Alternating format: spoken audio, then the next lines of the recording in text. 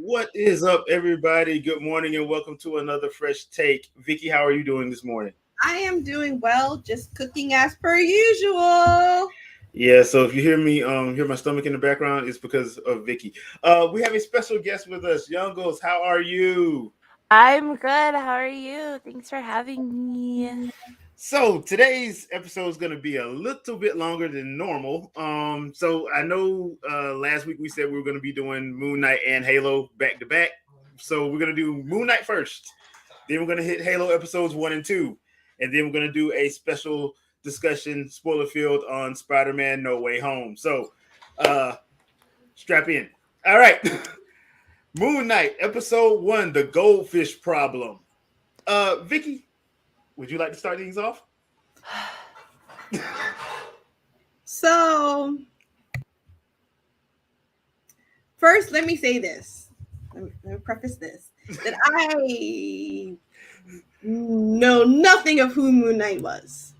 No, nothing. Like who, what? But Disney and Marvel have been delving back into the bag of things. They're like, what is this character over here that only 5 people read? We're going to grab this person up and we're going to throw it over here and see if it sticks. And I'm cool with that because I like that they're going into the bag of all the various characters that the Marvel Universe has. Do I wish that DC would do that? Yes, because I don't want a stupid Batman movie again. I want another white saber. I don't want another Batman, Superman, or Wonder Woman movie. I don't want the Golden Trio. Okay, sorry. Anyway, if you know anything about me, you also know that I very much enjoy mythology. I have a book of basically on all mythology of all cultures, and I love reading it because I love reading all the different cultures. I wrote a huge paper on how the Greek and Roman mythology is just whitewashing the Egyptian gods and not even Egyptian, it's ancient Kemet, but details, whatever. So I now that I'm done my rant, let me put the soapbox over here. I enjoyed the wild ride so far. It started off just a wild ride, and I'm here for whatever else they're gonna bring to me. I purposely did not look up more about the character because I want to go into it not knowing a lot about the character. So, long as they don't be disrespectful towards the gods from Kemet, and we are good. But more likely, I see them messing that up. Well, I will preface this by saying they shouldn't because it should be only one that they're talking about. Well, 2. It should only be 2, so they shouldn't mess that up. They don't have all of them. I also heard that I don't know if this is true, but I heard that they brought on a consultant for Moon Knight, which they did not do for like Wonder Woman 1984, which I know is different. But so I heard that they brought on an Egyptian cultural consultant, but we don't know if that's like a Kevin with a degree from a university or... Because the problem with that is is there was a whole movement by European archaeologists, historians, and things of that sort to basically wipe out and take away the amazing history of Egypt, and also to divorce Egypt from Africa to make it almost like its own entity. So to have, I'm not going to take away from whoever this so-called right. Actually, I'm going to Google. Yeah. So long as it's not somebody who has that mindset that Egypt is not a part of Africa and Egypt's history and everything is only because of Europe, then we'll be okay. But I guess we shall see. Just, long as they're respectful towards, Well, I have a friend, and she's a Korean shaman, and she was consulted on Pachinko, which is the new one that came out. And I know that she had to fight to get credited for that, and they didn't even pay her. So that's evil. But I mean, there's better things coming for now. But that's, you know what I mean. Like, I hear what you're saying with like, okay, who are they consulting? Because like, but according to this article, anyway, you keep talking. I'm gonna go through and see who they have. Well, Vicky, because I know you are a fan of the Midnight Suns, so. I know a little bit about Moon Knight just because he has shown up in a couple of books that I've read. One of my favorite stories was him and Deadpool teaming up. That was hilarious because Deadpool kept messing with him the whole time. But it's one of those situations where he does have multiple personalities. Like in the comics, I think it's 9 of them. I don't know if they're going to do all 9 in this, because in this one they only do the 2, Mark and Steven. So, if I'm not mistaken, I think in the comics, Steven was the billionaire one, and Mark is the actual mercenary. Yeah, he's the merc. He's the actual merc. So, it's a very interesting take, and I like how Oscar Isaac is playing it, because the way the show starts out, and I love the way they did this, was you see everything from Steven's point of view. So when he goes to sleep and he wakes up, he's done all of this stuff that he don't know anything about. So when the action of the episode happens, you would see him blank out, wake back up, 6 people are dead. Yes, I like that. I like that we only got to see it from Steven's point of view. Like, what happened? Yeah. And he's like, "Oh, here, take it." No, wait, here. So I enjoyed that chaos happening. It was great, and like you said, Oscar is delivering an amazing performance. I mean, he's a great actor, so yeah, he's playing it well. They're not. I did not feel disrespected yet. Yeah. Yeah. I will say though, I don't know much about Ethan Hawke's character. Yeah. They have the person who directed the first episode and a couple other episodes is Egyptian. Okay, cool. So yeah. That works. Yeah. And they also wrote a lot of it from what I'm finding. So that's helpful for sure. Anyway, sorry, what were you saying? I just wanted to make sure we got that right. Yeah, well, no problem. Well, Ethan Hawke's weird, creepy cultist character. Look, I don't have no problem with people drinking. We're all adults. I do have a problem smashing said glass and put it in your shoes and walking on. Yeah, what was that? Yeah, I was like, So that was obviously one of his personalities coming through doing that, or was it Steven determined to keep himself awake so he doesn't fall asleep and then end up? He can't control that. Like that's because it kept saying he was like, "Go to sleep." Oh no, the other one's back. Oh no, the idiot's back. He's in charge. So it seemed like he was always fighting to stay awake because he would wake up in horrible or weird situations. I mean, So if I you mean, go, if you're walking on glass, if but I you don't go to know. bed in England and wake up in Switzerland, yeah, you might have. But you know what? Maybe I should not go to sleep like that. And you're on the ground, and it's like a 30-foot drop that you fell out of. I mean, hey, what happens? Yeah, it was a very interesting take of what they did. Now, uh, one of the things that Marvel does with all of their stuff, and this is one of the things that I actually like about what they're doing, is they take a specific genre and they dump their character into it. So for this one, it's psychological thriller with some light horror elements sprinkled in, I would say. So, Youngles, let me ask you this: how did you feel about how they shot those psychological thriller sequences? I really liked them because it reminded me of like really high anxiety because I have generalized anxiety. So it reminded me a lot of like those moments when like you have really high anxiety and part of you knows it's like not real, but it's still there. And then like all of a sudden, like the old lady is in the elevator and you're like, oh, it was just an old lady in the like there's like and he's very I don't know. I think they did a really good job. Like it gave me definitely like old school horror vibes, which I really, really liked. Mm-hmm. At this, I don't know. I have like mixed feelings though because like it's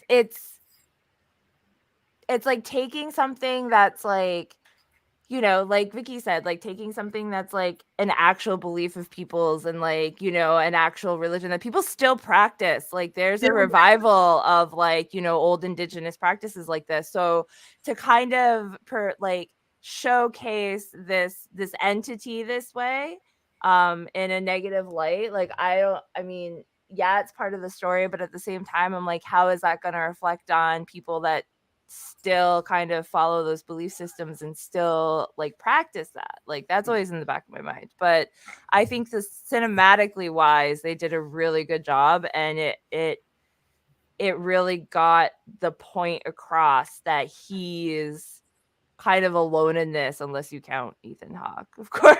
Yeah. I guess so. Like when I was watching it, and I was like, I saw like the scales on Ethan Hawke's arm, and I was like, okay.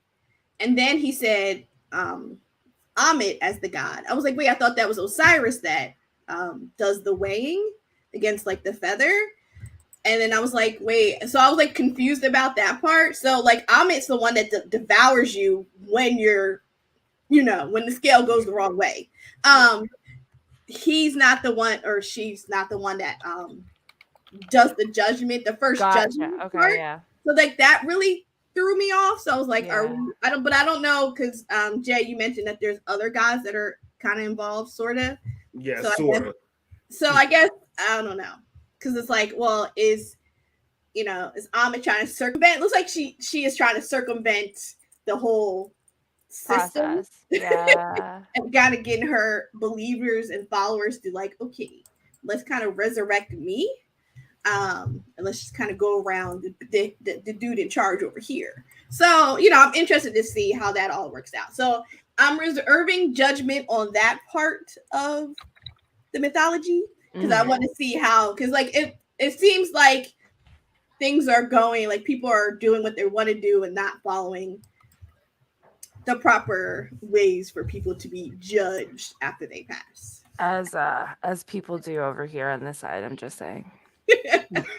But because so you notice when they were doing inventory and they had the poster and he was like, oh, this like the Emma, I'm probably saying it wrong, but remember he was like pointing at like the big poster that they had, and he's like, oh, it's supposed to be 9 gods and it's only 7. Yeah.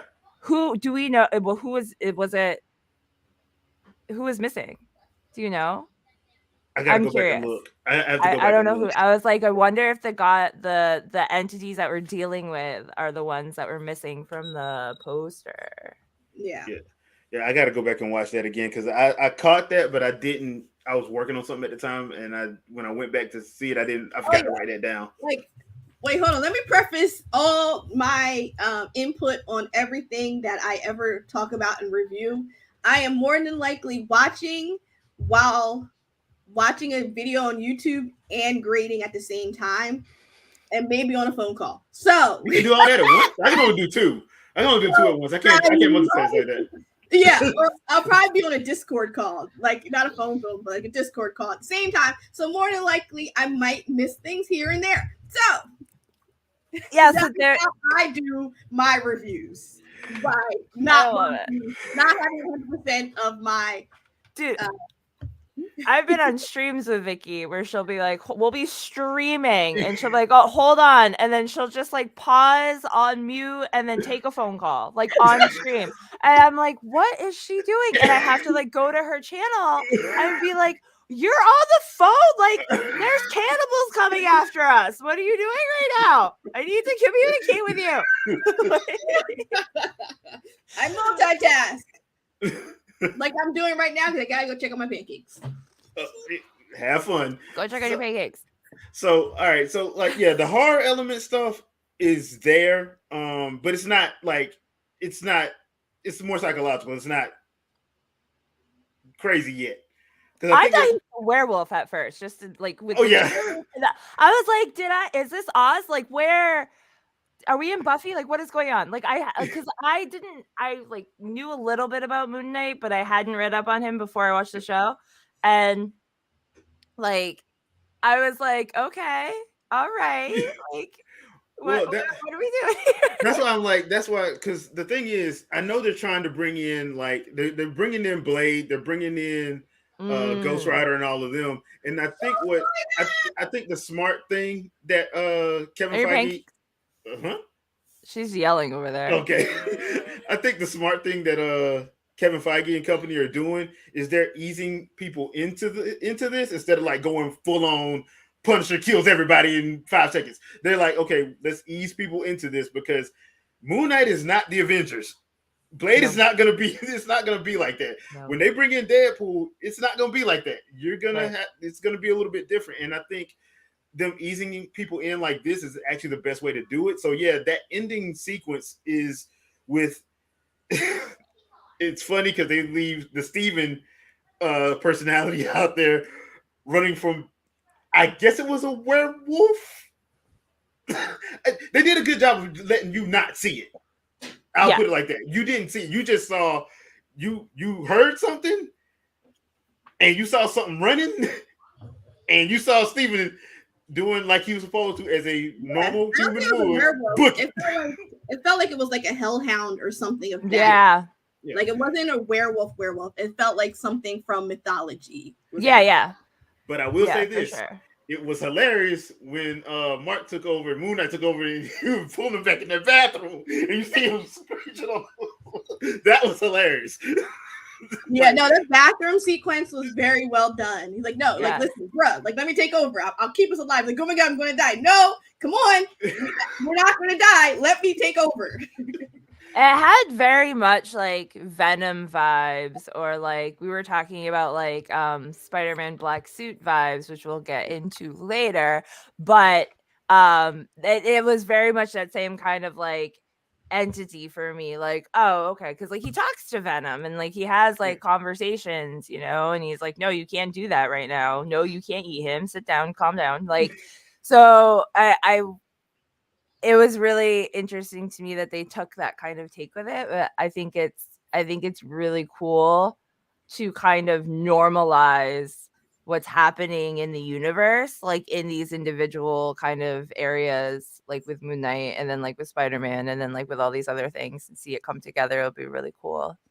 Yeah, because if they're doing this now, I can't wait to see what they're gonna have when he meets up with Blade and Black Knight and Punisher when they actually do Midnight Suns. This is going to be awesome. This is going to be awesome when they actually put them all together. So overall, great first episode. Got me hyped to see what's coming next week. It is only 45 minutes, thankfully. Because I like it when it's like, okay, because like the Hawkeye did it like that. It was like, I think it was one episode that was an hour, and the rest of, and that was because they actually put the whole musical in there. And but the rest of the episode was like 45 minutes. I hated that musical. I'm sorry. I haven't watched Hawkeye yet, but like, jeez, I hated that musical. It's I'm like, I'll watch it, but like, it's kind of like Black Widow for me. I'm just like, yeah, okay, like I'll get to it when I get to it. Like, it's not completely understandable. They're not my favorites, so yeah. Yeah, but me and ScarJo have an interesting relationship. Like, not gonna lie. But yeah, this one actually is interesting from just the. I'm interested in seeing how hard they go into the thriller aspect of it, and if we're gonna see some more of his actual personalities, because like in the comics, they don't have it where they're talking to each other. They just have them take over. Like Mark will take over, or Steven will take over, or I forgot who the other. It's another one that takes over. That's an actual professor. Like they'll just take over when they need to. So you don't really get the back and forth in the comics. Right. But in this, I like how they did that because you kind of need them talking to each other, and it actually makes sense. And I love how they did the play with the mirrors. The play with the mirrors, I love that. That was really good too. Because it's like, he's walking by and you just see him like, what the hell are you doing? So yeah, I actually enjoyed that. So Vicky, your thoughts on the whole episode? Overall, I enjoyed it. It was very well done. It was very organized. It flowed well. I didn't feel bored at any moment, and I wasn't overwhelmed with action at any moment either. So it was a good balance. I'm looking forward to seeing, like, are we going to see Anubis? Are we going to see Osiris? Are we going to see like that whole aspect? Or are we just like, is that kind of Anubis, Osiris, and all the Wang and all that stuff is going to be like off to the side or whatever? But like I said, I am very much a Ghost Rider fan. So if you are setting it up for a good Ghost Rider, not the crap that we had before, if you're setting it up, I was like, Nicolas Cage? You want Nicolas Cage to show? No, because I grew up reading Ghost Rider comic books back in the 90s. So it's like, first of all, as soon as you do Johnny Blaze, I'm out. I want Danny Ketch, but whatever, details. But I'll take a Johnny Blaze if I get Norman Reedus. I'm fine with that. Yes. So, I'll whatever, either one. I'll take either one if it's Norman Reedus doing it. Yeah, I mean, give me anything if it's Norman Reedus. Like, yes. So I'll take that. So long as so we are building. These are the building blocks to get us to where we need to be. Just like, I didn't care. I've never cared about Iron Man. Ever. Me neither. Never cared about him. But he was the building block to get us to where we need to be to have the Avengers. So if Moon Knight is our building block to get us to where we need to be to have our Midnight Suns and my Ghost Rider, then I'm here for it. Yeah. Okay, Youngles, your thoughts on the whole episode? Okay, so I have to preface this by saying part of me watching Moon Knight has way more to do with seeing Oscar Isaac in more things and less to do with Moon Knight, especially since Metal Gear Solid is in the works for a movie and he's supposed to be playing Solid Snake, which I'm very excited about. So But I think he did a great job. I think that playing somebody with dissociative identity disorder is a really, really sensitive thing to do. And I think they're doing a really good job in trying to make sure they're not, what's the word I'm looking for? Like glamorizing it in a way while also not having it be his entire, like the entire move of or push or motivation of the story. I think they did a really good job. I mean, Ethan Hawke is just, the cast itself is just like amazing. So I think that I'm very excited to see where it goes, and I'm very excited to see this new wave of the Marvel universe and how it's going to integrate with everything else that's happening. I agree. Ethan Hawke plays a really good. I never thought he would play a really amazing, creepy, culty dude, but he the Ethan Hawke of the past is today we have creepy, culty Ethan. I mean, in Taken, he was kind of creepy. Yeah. He really was.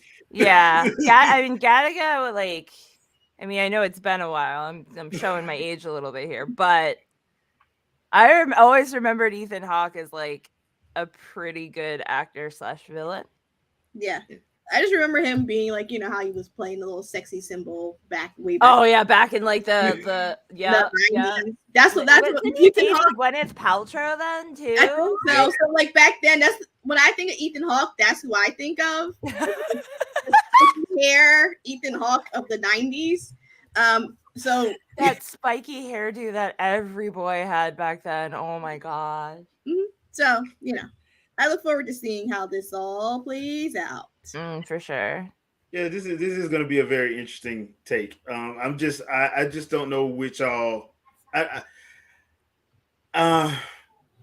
don't know if they should do all of his personalities or they should just stick to the couple that they need. I don't think they will. Yeah, they just need to stick to the couple that they need for this series. You can bring the other ones out later, or so don't like go overboard with it because like right now I'm loving the Steve and Mark dynamic. I like that one.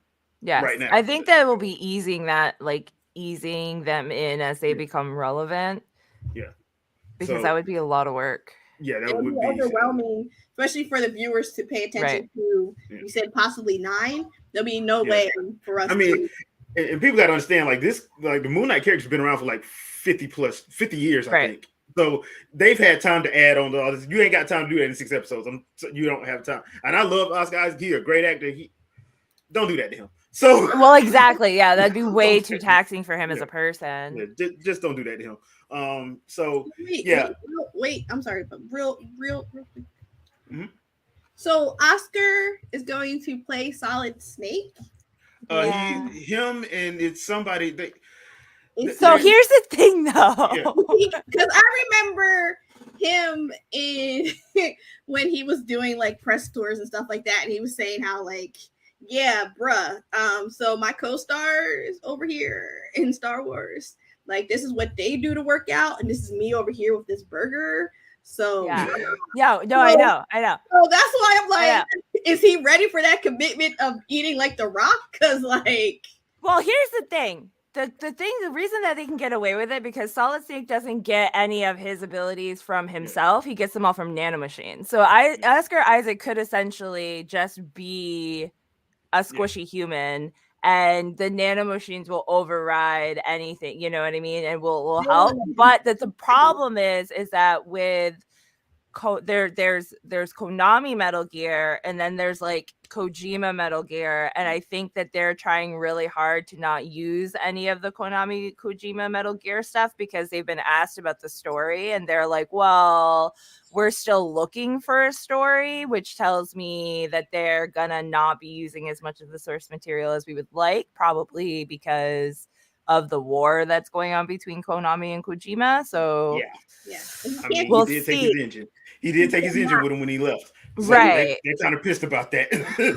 but also Kojima Productions is really good in with Sony. So Sony is supposedly doing the production of the movie. So it could also be a way for Kojima to bypass Konami by getting the movie rights and doing stuff. But I've also heard that Kojima doesn't want to do anything with Metal Gear at all ever again. So who knows?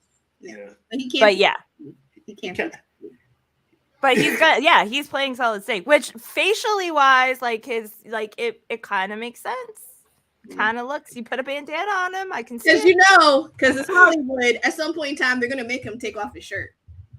Of course, of course. So if they don't make him just do cartwheels naked, like we saw in Metal Gear 2. That's why I'm just like, I'm like, is he prepared for that mental? But I mean, we do have CG and filters now. That's all I'm saying. Not CG and filters, no. I mean, they use body doubles all the time. They do, and they will paint on those abs. Yeah. So they did it for 300. They did it for 300 because most of them they will just body paint that shit. So I think that he'll be okay.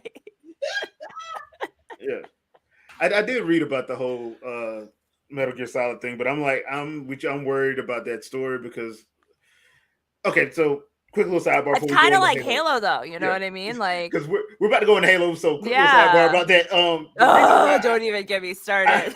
I have issues with Hollywood taking video game stuff because they like to bypass a lot of stuff that's actually lore that has been crafted as lore. and they try to bypass it to put their stuff on, and you're like, if you just use stuff from the game, that actually works better. Well, yeah, but Story-wise. like, yeah, So- no, and I don't know how much of that is like legal reasons they can't do that, or like Yeah. not can't, but choose not to. The other thing is like a lot of the things I have to tell myself often is that like this is not for us. You know Yeah, what I it's mean? for- Like this is not for the Halo player that's been playing since Halo was released in 2001 or something like that. Like, you know what I mean? Like this is for people who have no interaction with Halo more so. So like I keep having to remind myself that when Yeah, I'm 'cause, watching like, the show.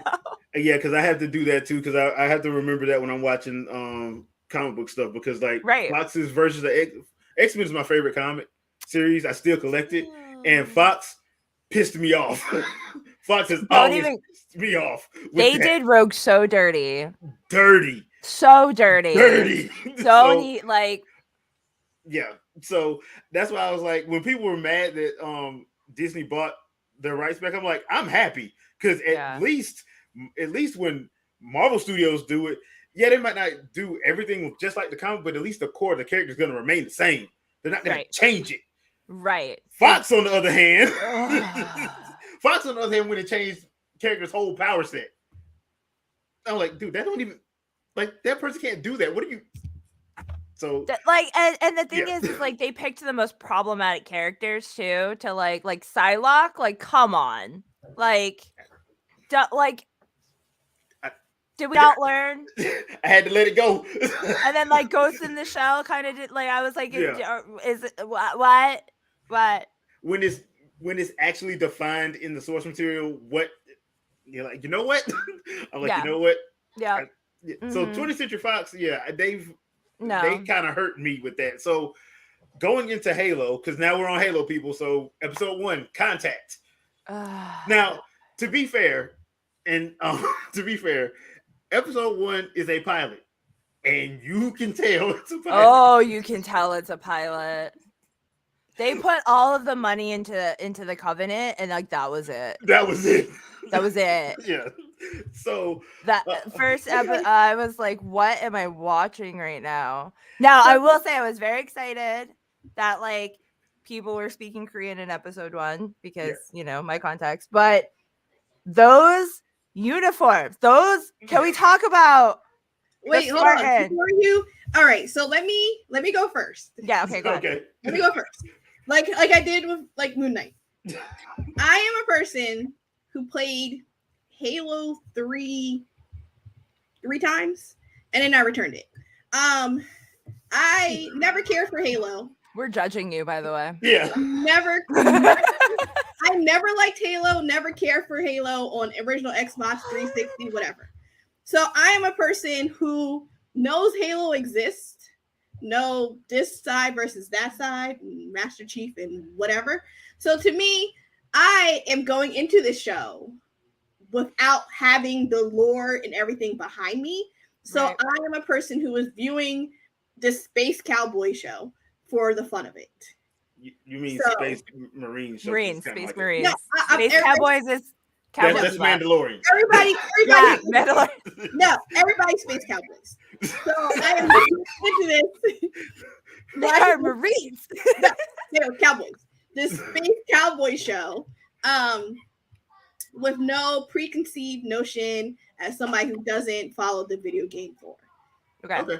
So I will give you the opinion of the viewer who is just there enjoying. Okay. Yes, please do. So you're gonna be the sci-fi fan. You're just gonna be the sci-fi fan I that's was watching the the show. sci-fi fan. You're the core.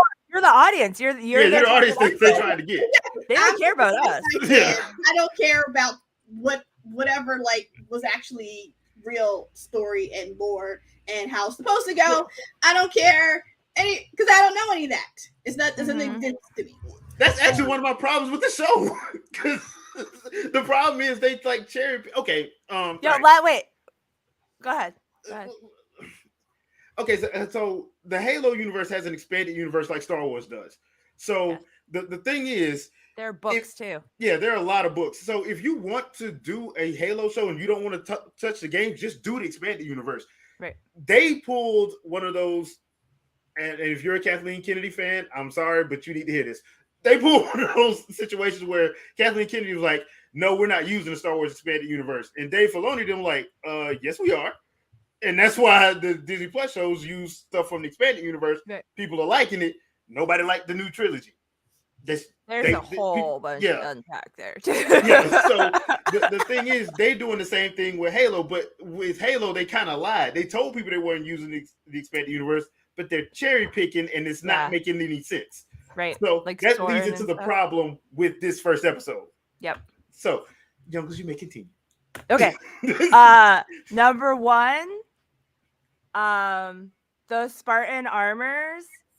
I felt okay. So we talked about this a little earlier, but the production quality of that first episode, like you could see on the edges of their armor where they didn't paint it. Like you can see where like some of the like I felt like there's like 2 TikTokers that homemade their own Spartan armor, and like I felt like they all made their own Spartan armor at home and showed up on set like and there was no polishing or anything done. It was very much like you could tell that those were not made out of metal. You could tell that those were like, I felt like I was at a convention, like watching people walking around, which there's, I mean, if someone was walking around in that armor, God bless them. It's like, good job. But like, if you're in a production being funded and you're walking around in armor that looks like you would wear at a cosplay, not so much, you know? Like, I want it to be more real. Like, you can definitely tell the production quality from episode 1 to episode 2.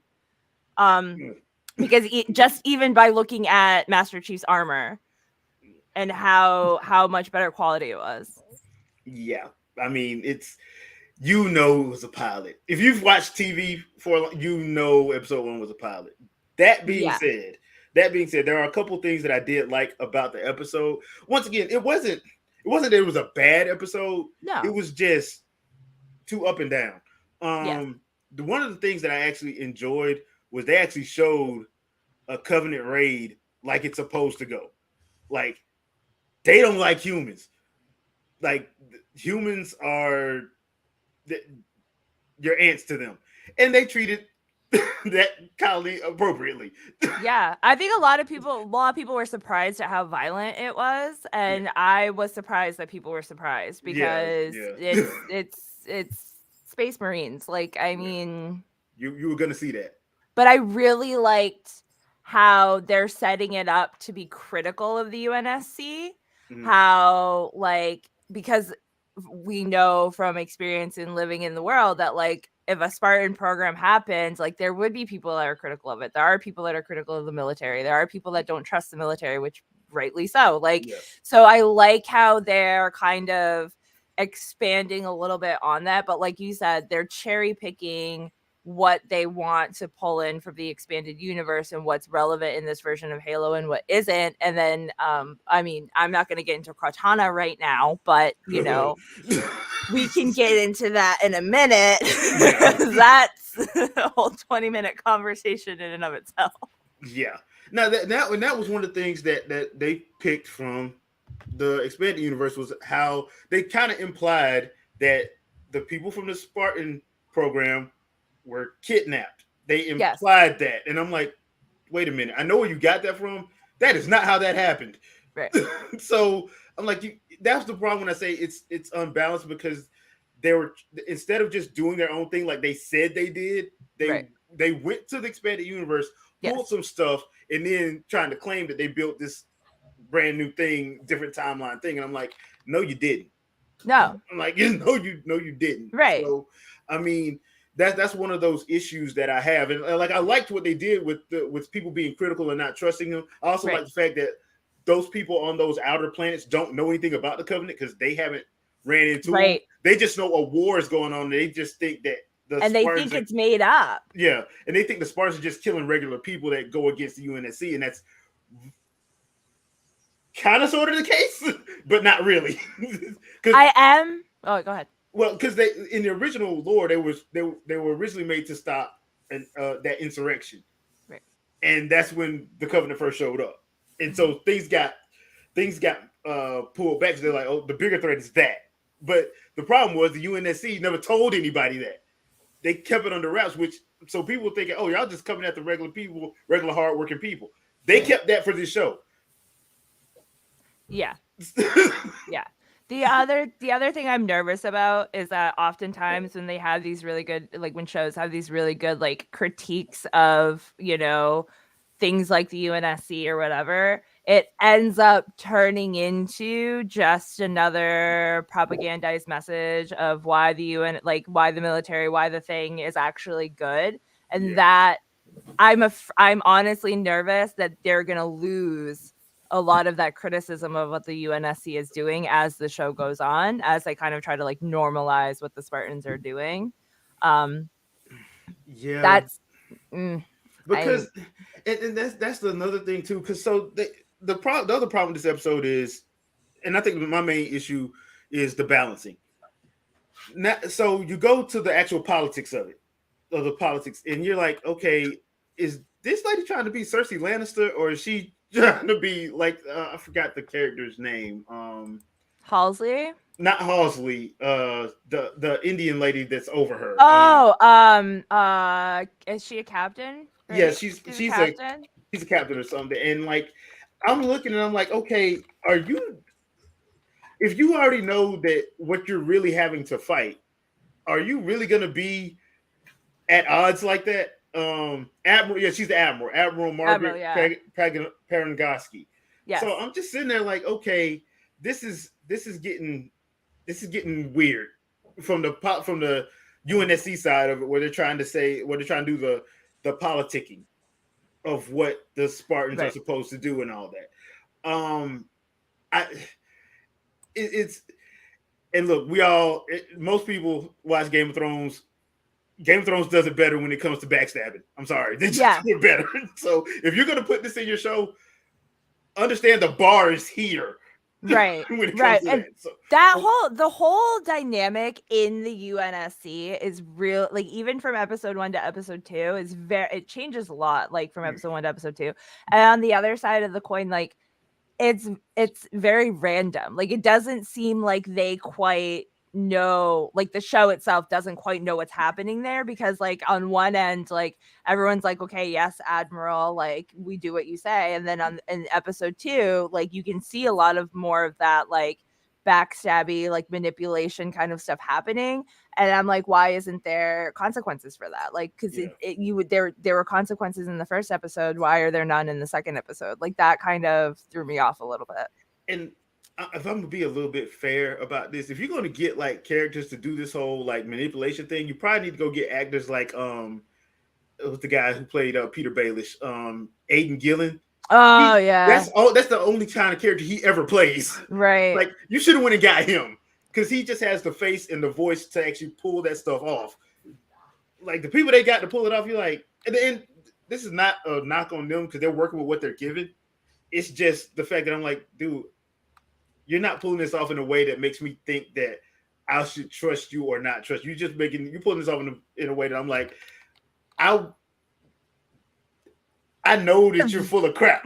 They're very hard to read though sometimes. You know what I mean? Like, yeah, exactly. Like you just like, I feel like the energy around the UNSC and what's happening there from episode 1, when they were like, all right, like just get rid of all of the witnesses, like just get rid of everybody, to what's happening in episode 2 just seems very like to the rebels point. You know what I mean? Yeah.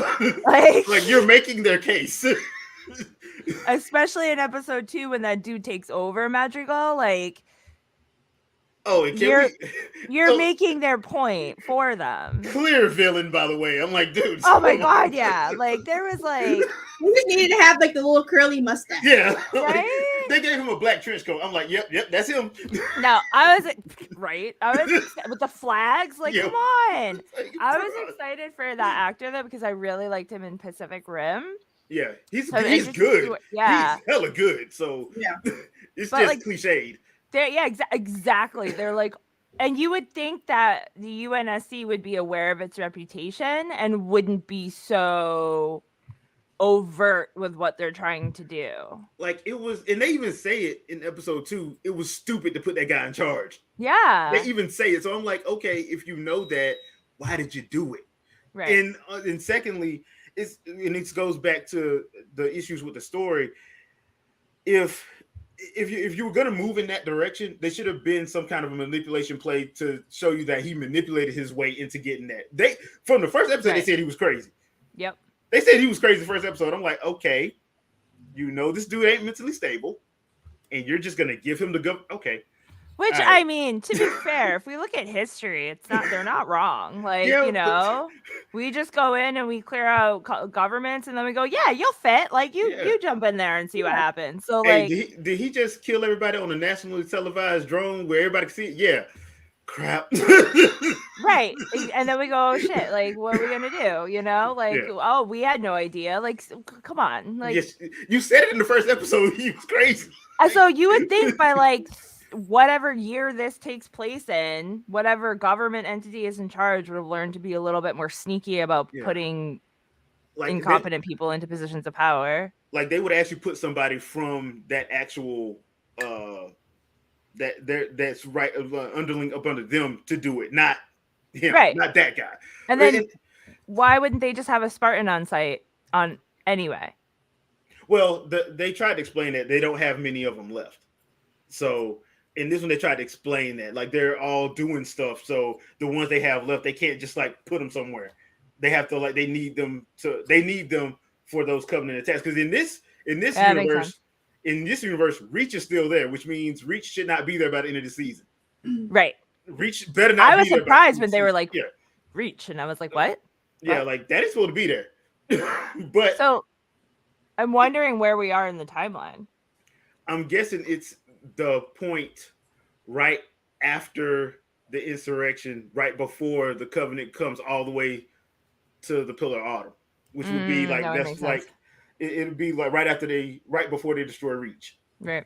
So because right now, and we're about to get to the Covenant in a minute. Right now, the Covenant are just like on the outside fringes, because the way they set the episode up on their side of the story is they haven't found the Halo yet. They haven't found the Halo ring yet. They keep finding the pieces of the map to kind of show them where it's supposed to be at. They haven't found it yet. Right. So that's what the whole artifact thing is from episode 1. And on their side, the first episode, they did a good job on the Prophet of Mercy. They showed the Prophet of Mercy. He looks all right. You can tell they put some money in to make sure he looked all right. I can't stand the Prophet of Mercy. He needs to be choked out. I hated what he did to me in Halo 3. He deserves to die. But I know all of us like our blood boiled a little bit when him on screen. We're like, how is he here? So that whole side, because they're supposed to be anti-human, but they have a human with them.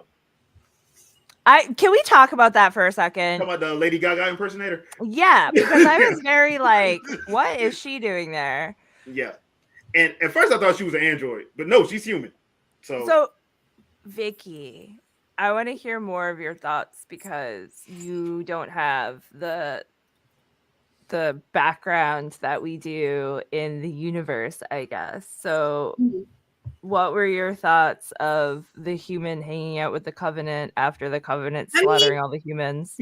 Because it reminds me of that episode of Star Trek: The Next Generation where they find the human boy amongst that other group. I forget what they were called. And they essentially had slaughtered his whole village, all of his family, everybody, and they took him because they thought, so he just kind of took him and raised him as his own and protected him and made him part of their culture and people. So for me to see that, I was like, well, I've seen this happen before in other space cowboy stuff. So for them to do it again, I'm like, well, that makes sense. And then, whatever about the blessed one and yada, yada, yada. So whatever. So I was like, okay, I see where you're going. I've seen this happen before. It's not the first time where a group of people come in, slaughter everybody, and choose who they want to take with them. I mean, isn't that what the Vikings did too? So, the Mandalorians too. Yeah. It makes me wonder if they're gonna make John and what's her name related in some I did way. think that. I was like, are they siblings? Are they like how? Like to me, once you said that he's blessed, she's blessed, everybody's blessed. Woo! I was like, okay, so are they related? Are they somehow Right. connected? Like how was connection between the two? I was like, well, are they siblings? Cousins? Right. I mean, you know, why are they so gung ho focused on John here? So then like there might have been a reason behind all of it. Yeah, I think they didn't do a really good job. One of the things they didn't do a good job in is showcasing why John specifically is so important until like episode 2. They kind of touched upon like how he's like the face of the Spartan program and the UNSC and like his reliability, blah, blah, blah, blah. But like I think up until then, they didn't do a really good job setting the stage for why Master Chief specifically is the symbol. Yeah, but even then, this episode 2, that still doesn't really explain. No, because it doesn't. I mean, you know, no offense, you can switch out another white boy for him. So yeah, you can for sure. be any white boy. So long as he has like that square, the square marine head, like that's fine. Seriously, I'm like, could they pick a more generic white-looking dude to play? And that's John. That is my question to you guys. My thing was, don't show him because you don't need to show him. And they decided they want to, and I will give CBS and Showtime this. If you were gonna do it, I'm glad you went on and told us ahead of time, 2 weeks before the show released. Because if you didn't, and we saw people were gonna be extra pissed. My thing was, I'm like, why? Okay, Why? so here are my thoughts on.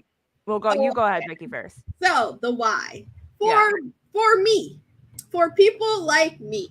If he stayed in his helmet, I probably would have not connected with him. Now I see a little jarhead white boy, and I'm like, okay. I mean, I automatically assumed that was going to be under the helmet. I never thought it was going to be anybody else of any other color under that helmet at all. That wasn't even a myth or option in my brain. It would have been funny if it was like Wesley Snipes, though. Right? It should have been. I would have fell out. There was a black man underneath of that. It should have been. I'm sorry, but like it should have been. If we're gonna bother taking off his helmet, does it have to be another like Jake Gyllenhaal looking dude? Yeah. Like it doesn't. If they want to, okay, go ahead. Sorry. Sell it to the people. I understand, Jen. I agree. It should have been somebody else, but I understand at the same time. To sell it to the people, you know, here is your Master Chief. Feel comfortable that he is a generic looking white boy. I just would have had my popcorn just so I could read Twitter all day if that would have been Dude, that would be hilarious. So that's like, I think so part of the reason for people who don't know why Halo was so successful was because they didn't show Master Chief, unless you're talking about like outlier stuff, but because he technically could have been anybody. So anybody playing that game could have inserted themselves into that suit. Also, can we talk about for a quick second, like I said, there better not be any first-person shooter views in this freaking show because Doom did that. And it's like within like I was like, you gotta be kidding me. Like, and like 4 times in that first episode, I was like, we don't need the HUD. If they wanted the HUD, they'd be playing the game. Anyway. The funny thing about that, though, is that they kept trying to distance themselves from the game. So why did you put that in there? Don't tell me you don't want to be the game and then actually try to be footage of the game. Anyway, so back to him taking it. I am very passionate about this shit. Back to him taking his helmet off. My first thought was that honestly, it wasn't like, oh, for me, I was like, oh, they did that for the white dudes so that the white dudes would actually be able to resonate with the story and not feel upset because you know what I mean? Like because to me, make it somebody else. We already have, if you're gonna say like you don't want it to be part of the game, you don't want to whatever, then make it a person of color, make it a black person, make it just whatever you want to do, make it somebody else. Yeah. They could have literally made it anybody. But I really think, think by what they said. a certain type of person has a really hard time being relevant to the thing they're watching if they do not see themselves specifically inside of it, which is why Covenant Girl is a white woman and why John is a white boy, because otherwise, which I never understood that anyway. I'm like, it's a fictional story. I'm like, as long as the story is good, I don't see what the. It's just interesting to me that it seems like everybody outside, so you have like John, you have Halsey, and then you have like the white girl that's with the Covenant, and then everybody else in most cases that are main characters are POC of some type, right? So like, if you're gonna do that, then go all the way. Go all the way. If you're gonna do it, go all the way. Stop keeping us side characters. Yeah. So that's another thing I found funny too, because there was some people who got mad about this because in the show, Halsey's married. She is married to a black dude. They have a daughter who is clearly British. Yeah, we don't. Can we? That's whatever.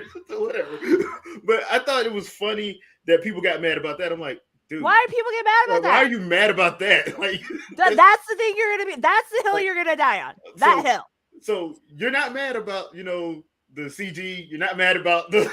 You're not mad about. You're mad about that. Okay, buddy. So I'm like, all right. I have.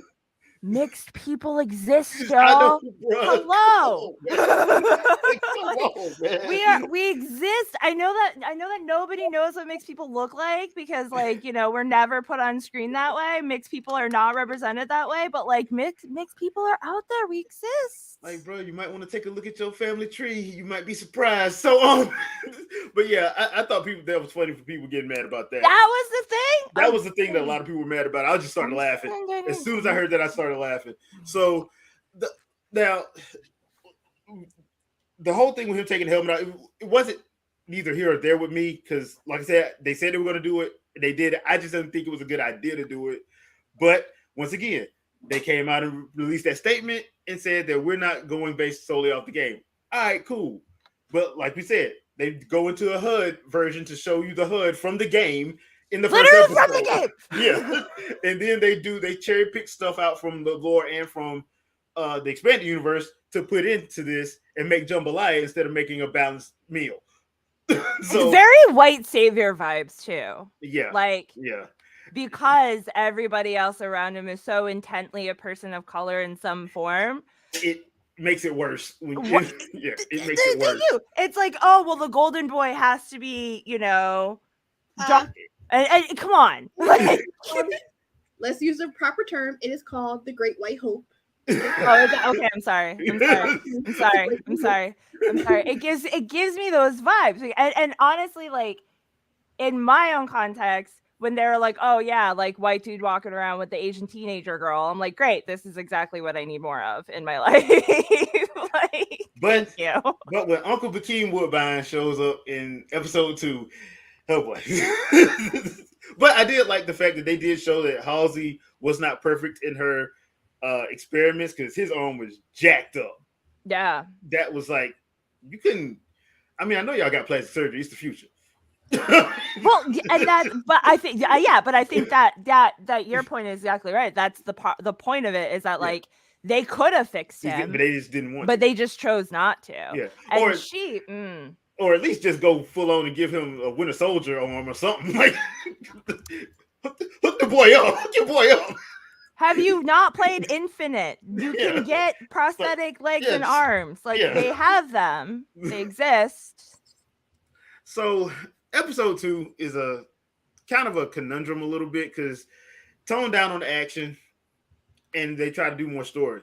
This episode, CG is way better. This is the one that's actually polished. It's actually way polished. You get to see all 3 prophets this time. I really want to choke them. All of them.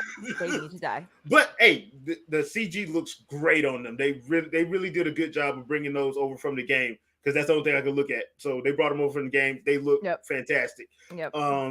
They don't have the Arbiter in here. So I don't know who they're gonna have for the Covenant standout. alien because they're gonna need to have one at some point. But this episode is a little bit better. But my only problem in Vicky, we've talked about this before about sci-fi. Why do they always have to in the future? Everybody got to have that one planet with Mad Max. Because the future is dark and we're all going to turn on each other. But why it has to be Mad Max though? Like, why? George Miller should sue at this point for people taking his idea from the 80s, right? He should sue at this point. Because I'm like, dude, come on, man. It's the future. It's the future. Like, do some futuristic stuff. I, like, everybody walking around with green, purple, yellow hair. They all look dirty, like they ain't took a bath in like 3 years. Listen, you don't need to attack me like that, okay? That's all I'm saying. Not you. Not you. But yeah, I'm just sitting there looking. I'm like, okay, interesting. It's a little mining colony thing. But all of y'all look like y'all are the extras from Mad Max Fury Road. All y'all look like the extras. They're just like, hey, look, man, we need some people to come in. Yeah, y'all need work, right? Yeah, come on in. Come in. So I was like, that part just like threw me off because I'm like, okay, come on, dude. Like I've seen this too many times before, where it's the future, and now we got to have this one thing that has to look exactly like Mad Max. Yeah, and it's a really weird take too, because like it kind of reinforces that like capitalistic idea that you have to rely on them or you're not like, yeah, you know what I mean? Like they couldn't make their own society where people are bathing and not look like dirty and stuff, you know, like they're so hard up on resources they wouldn't have figured it out. If they're living together and they've made a community that's clearly thriving, right? Clearly is thriving. Come on, y'all know they know how to. They ain't that far off from society. They know how to clean. Those cable cars are cool. Yeah, that's what I'm saying. Like the cable stuff was actually pretty tight. Now they did do one thing in this episode that made me wish Tywin Lannister was in there. Some of these humans need to get red weddinged. I mean, seriously, seriously. Some of these humans in the show need to get red wedding. Like when the Covenant do come, I'm not gonna shed a tear when some of these people die. I'm just gonna be like, you deserve it, and you deserve it, and you deserve it. Get all the smoke. Yes, stab them. So yeah. When they come to reach, when they finally do come to reach, I'm not gonna be sitting there like, oh my god, it's gonna get glass. I'm like, yes. Like so, good. Yeah, like because some of these humans in this show, you like, bruh, they're fellow humans. You do know that, right? Y'all the same. You know about the Covenant. These people don't. It'd probably be a good idea and in your best interest to kind of rally everybody together because those aliens want all y'all dead. Right. Not just one or two, not just we'll just leave the poor people out there to die. Okay. You next. So yeah, a couple of them people on that board need to get red wedding. I'm just gonna go and say that. You're not wrong. No, I'm waiting for Tywin Lannister of House Lannister to come in and correct all of this. Just correct all of this so we can get this over with. And the other thing too is they took something from the game in episode 2 that it's a clear thing that they took from it, and that's the fact that Jon is what they call the Reclaimer. So that's why I'm like, okay, once again, y'all said y'all weren't gonna do this. Why are you doing this? If you're gonna make your own adaptation, make your own adaptation. Stop cherry picking. I think that it was just a statement that they released to prevent criticism. It ain't helping. No, it's not. But I think that because anytime we see this type of title come out, like especially even like we talked earlier about Metal Gear and the discourse around that, anytime there's a video game title that's going to come out, like they're afraid of the core fandom of that thing, right? Because we're going to sit there and we're going to go, wait a minute. Yeah. So they come out and they say things like this and then turn around and like, even though, and maybe it's not the director's fault. Maybe he doesn't know what's in the game. Maybe they don't know what's in the game or what's not in the game. But 343 Studios had their name all in the credits. So yes they did. Yes, they did. Yeah. Yes, they did. It's I'm a just- big bold letters made in collaboration with 343 Studios. So Right. So if you're like just don't say anything at all Yeah. and like take the criticism that comes because we haven't even touched on Cortana yet. nah. And it's coming because it's coming right now. So Cortana, do you want to have this one? I'll let you have this one. I can't. So, from my understanding of game lore, the whole idea of Cortana being modeled after Halsey is like not a literal statement. It's not. They originally cloned or flash cloned the mainframe of her brain, like her knowledge, to build the AI of Cortana, not clone the effing human Yeah. to build Cortana human. She's supposed to be a hologram that fits. And I can tell you from the dimensions of that hologram that she is probably not a white chick. That's all I'm saying. But I don't know if the point, like my thought process was like, oh, they're building the brain and they're going to axe the human part of it and they're just going to take that brain framework and put it into an AI because that would make the most sense from what they're doing right now to make it more in line with what Cortana actually is. And then episode 2 happened. No wonder the daughter has issues with her mom. Like, Yep.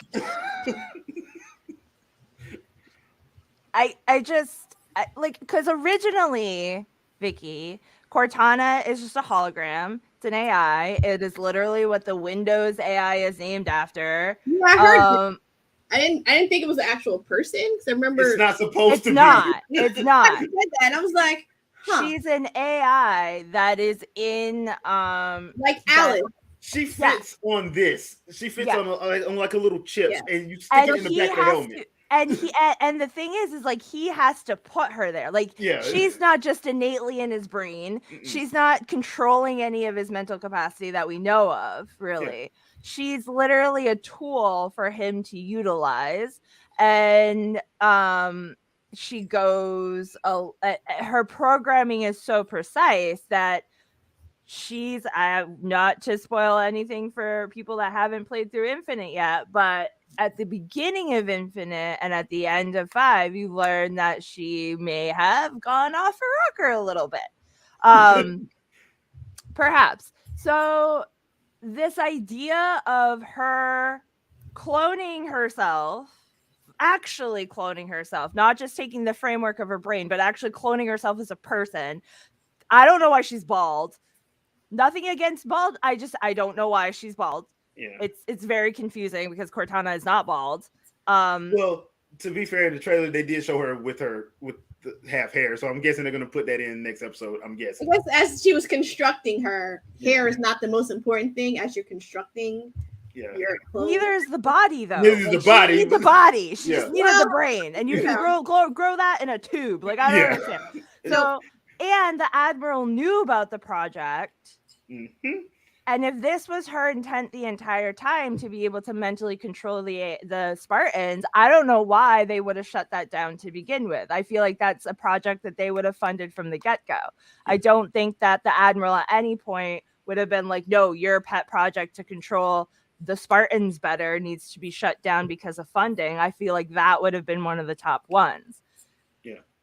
Because they wouldn't want to risk anybody going off on the rails. This is like the whole thing surrounding Cortana was just very sloppily put together, I think. Do you think they should have just already had Cortana at the beginning, just not even, they should have just started with Cortana already being there?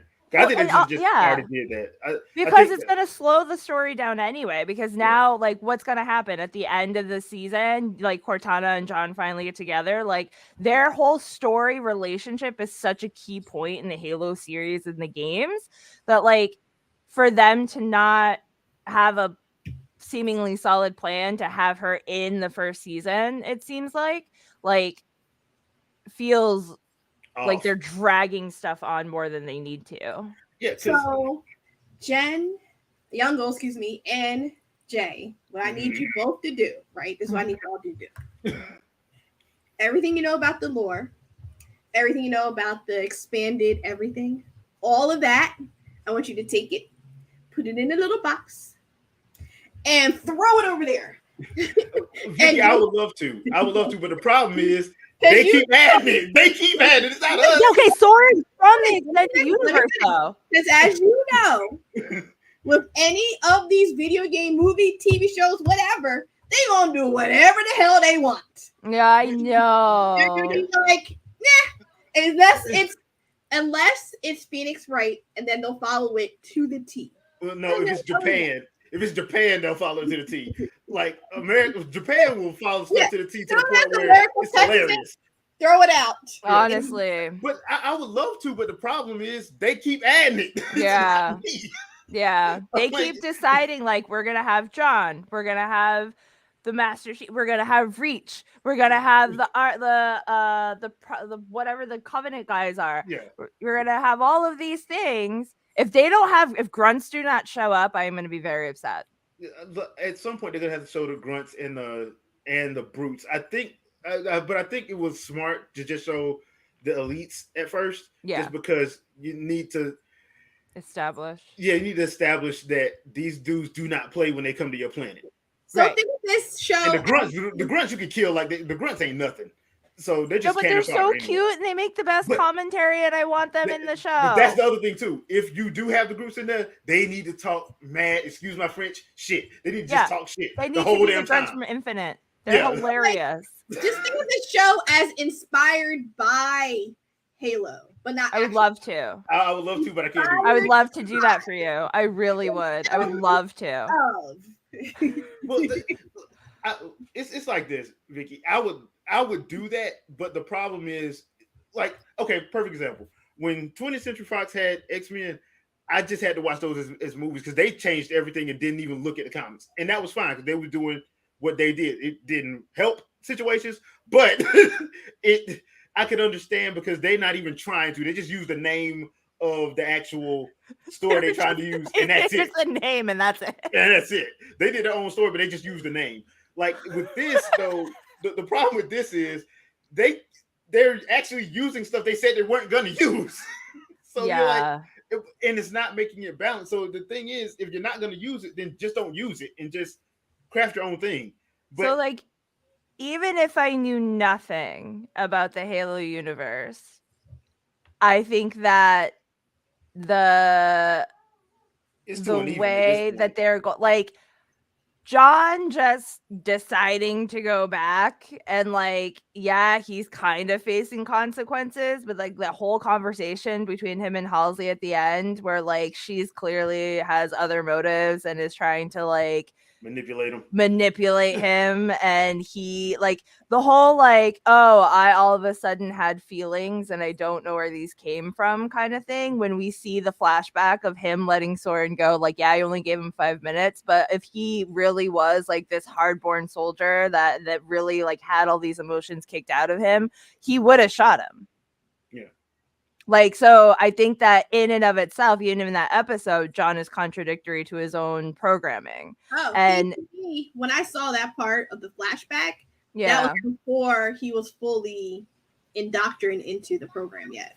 But so like he still had his emotions at that point.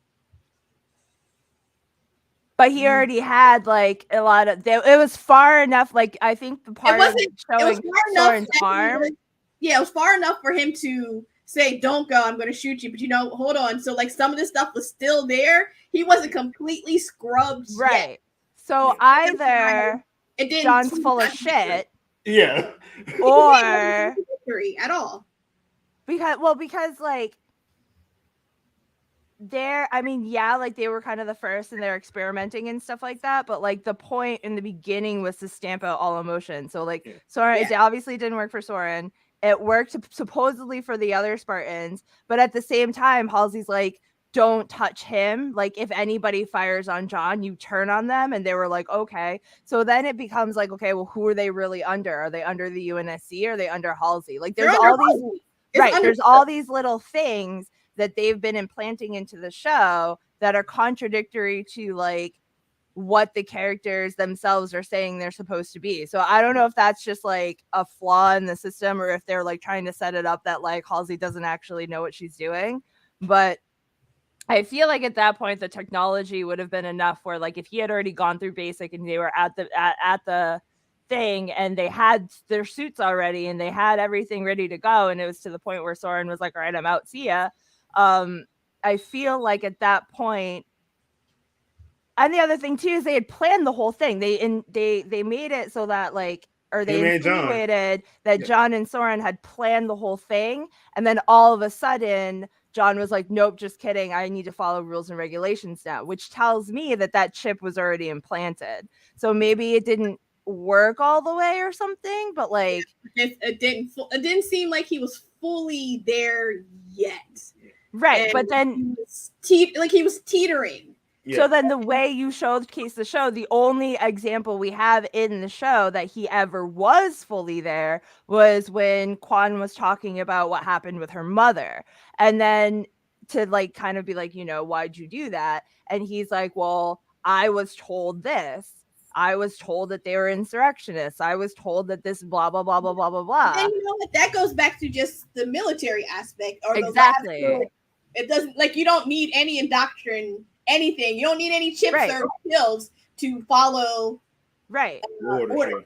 So like just in the aspect of like where John is mentally is so contradictory between the two episodes and even within the episodes that it makes it really hard to kind of gauge what is actually reality in the universe and what is kind of propaganda. Because like if the Spartans are supposed to be emotionless, but it's actually not working, because as we've seen many examples of John where it's not working, he has emotions, he has feelings. Is that because he's the blessed one?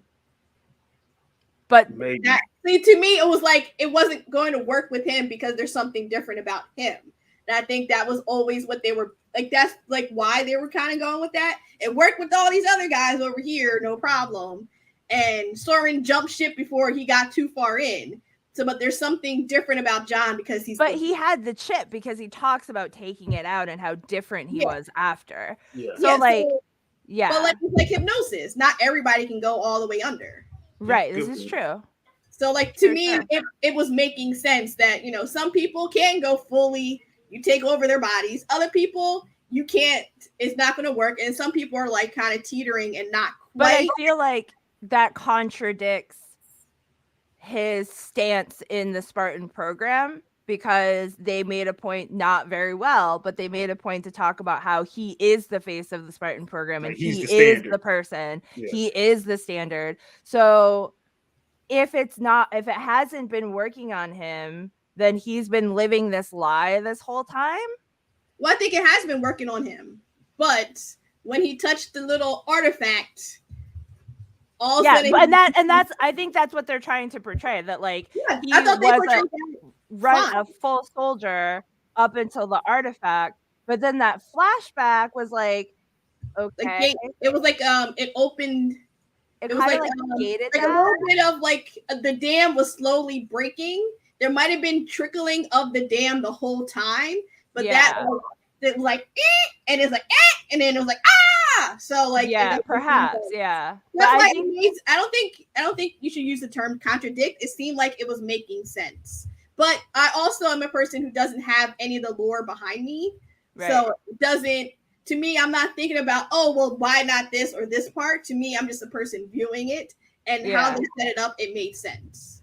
I think the story of Kwan's mom threw the whole thing off for me, because he was defending his actions in a way that was very soldier-like and not emotional-like. Like, he didn't even think twice about it when it happened. And then when she mentions it, he doesn't think twice about it either.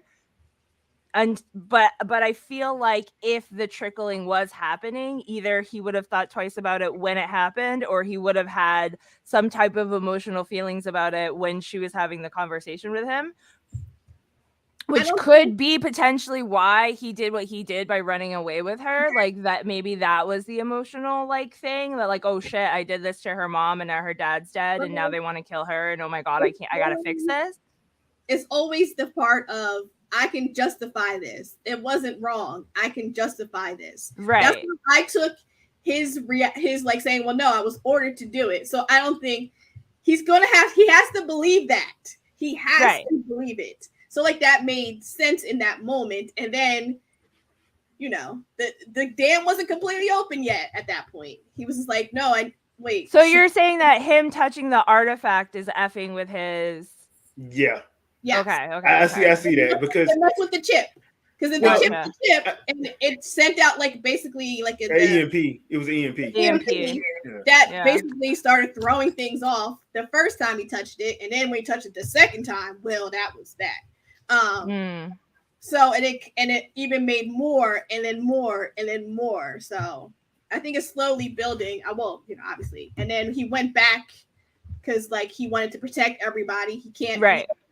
And like, he's just saying, oh, I have these feelings. But then he looks down at the little stamp on his hand, that, yeah, you're the only person I can trust. I'm lying to you right now. I'm looking down at the stamp because I know I don't trust you at all. Right. I mean, you can tell that.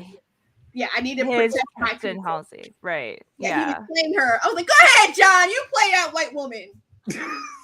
I will say this though. For real. I do like him and Sorian's like relationship where they was like, dude, you gave me 5 minutes. You literally gave me 5 minutes. But at the same time, don't make Soren a magical Negro. That's how can they do that? I don't think they could do that in this one. I don't think they could do that in this. How are they not?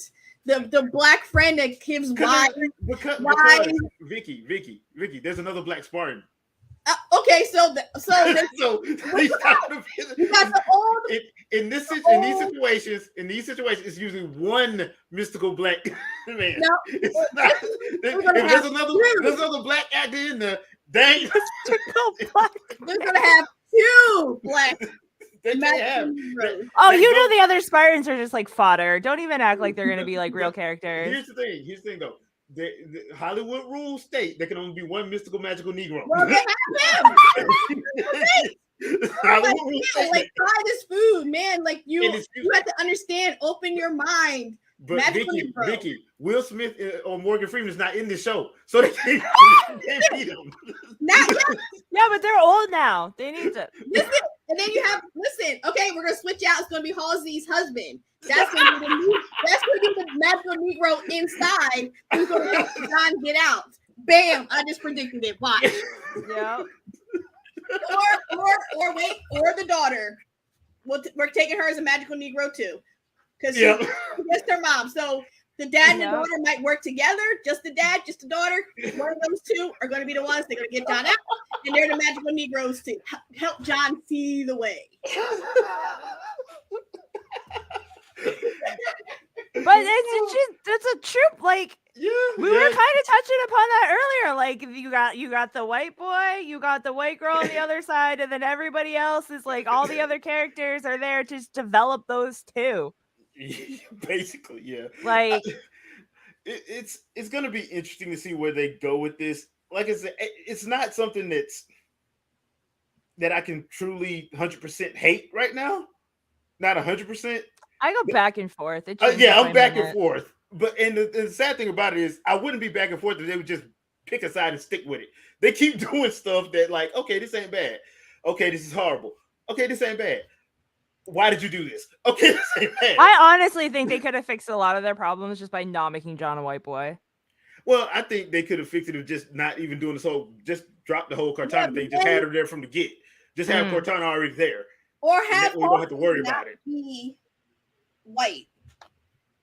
John could still be, because like I wouldn't like that dynamic of the white woman trying to control and manipulate the black man. So that's true. So I wouldn't like that dynamic. So a white woman manipulating another white man, okay, fine. Yeah. But point. Then becomes a person of color that she's manipulating, taking control of. Then that's fair. That doesn't look good. But if it's a black woman doing it, then I'm like, okay.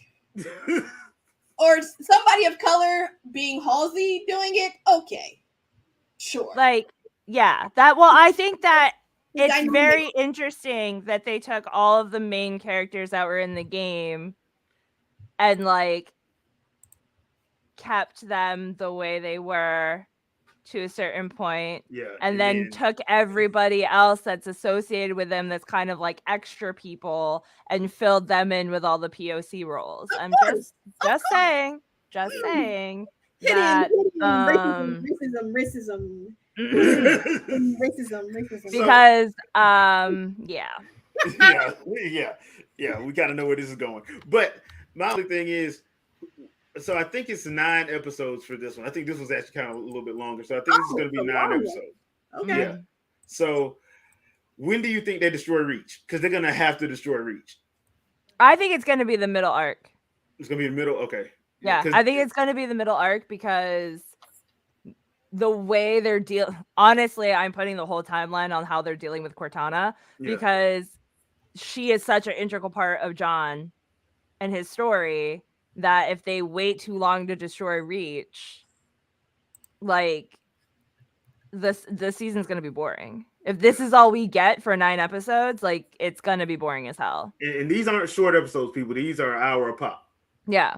So these ain't short episodes. I agree with you. I think it's either going to be somewhere in the back half. I do think we're going to get Cortana. They're going to go on and do Cortana thing probably within the next 2 episodes, since they have already showed her opening the capsule thing or whatever at the end of this one. I don't know how they go about doing this whole magical situation unless they do another Covenant sweep. And the reason why they need to do that is because they got to do that before they get to Reach. Right. So magical is probably going to get glassed. That's probably going to be the first place that actually gets glassed that we should see. Which is so honestly, like, I mean, that's how I would do it. Dumb. I mean, because the way they set it up, they have to. Yeah. But it makes this whole entire first arc with Quan useless. Yeah, but see, I didn't know what she was there for to begin with.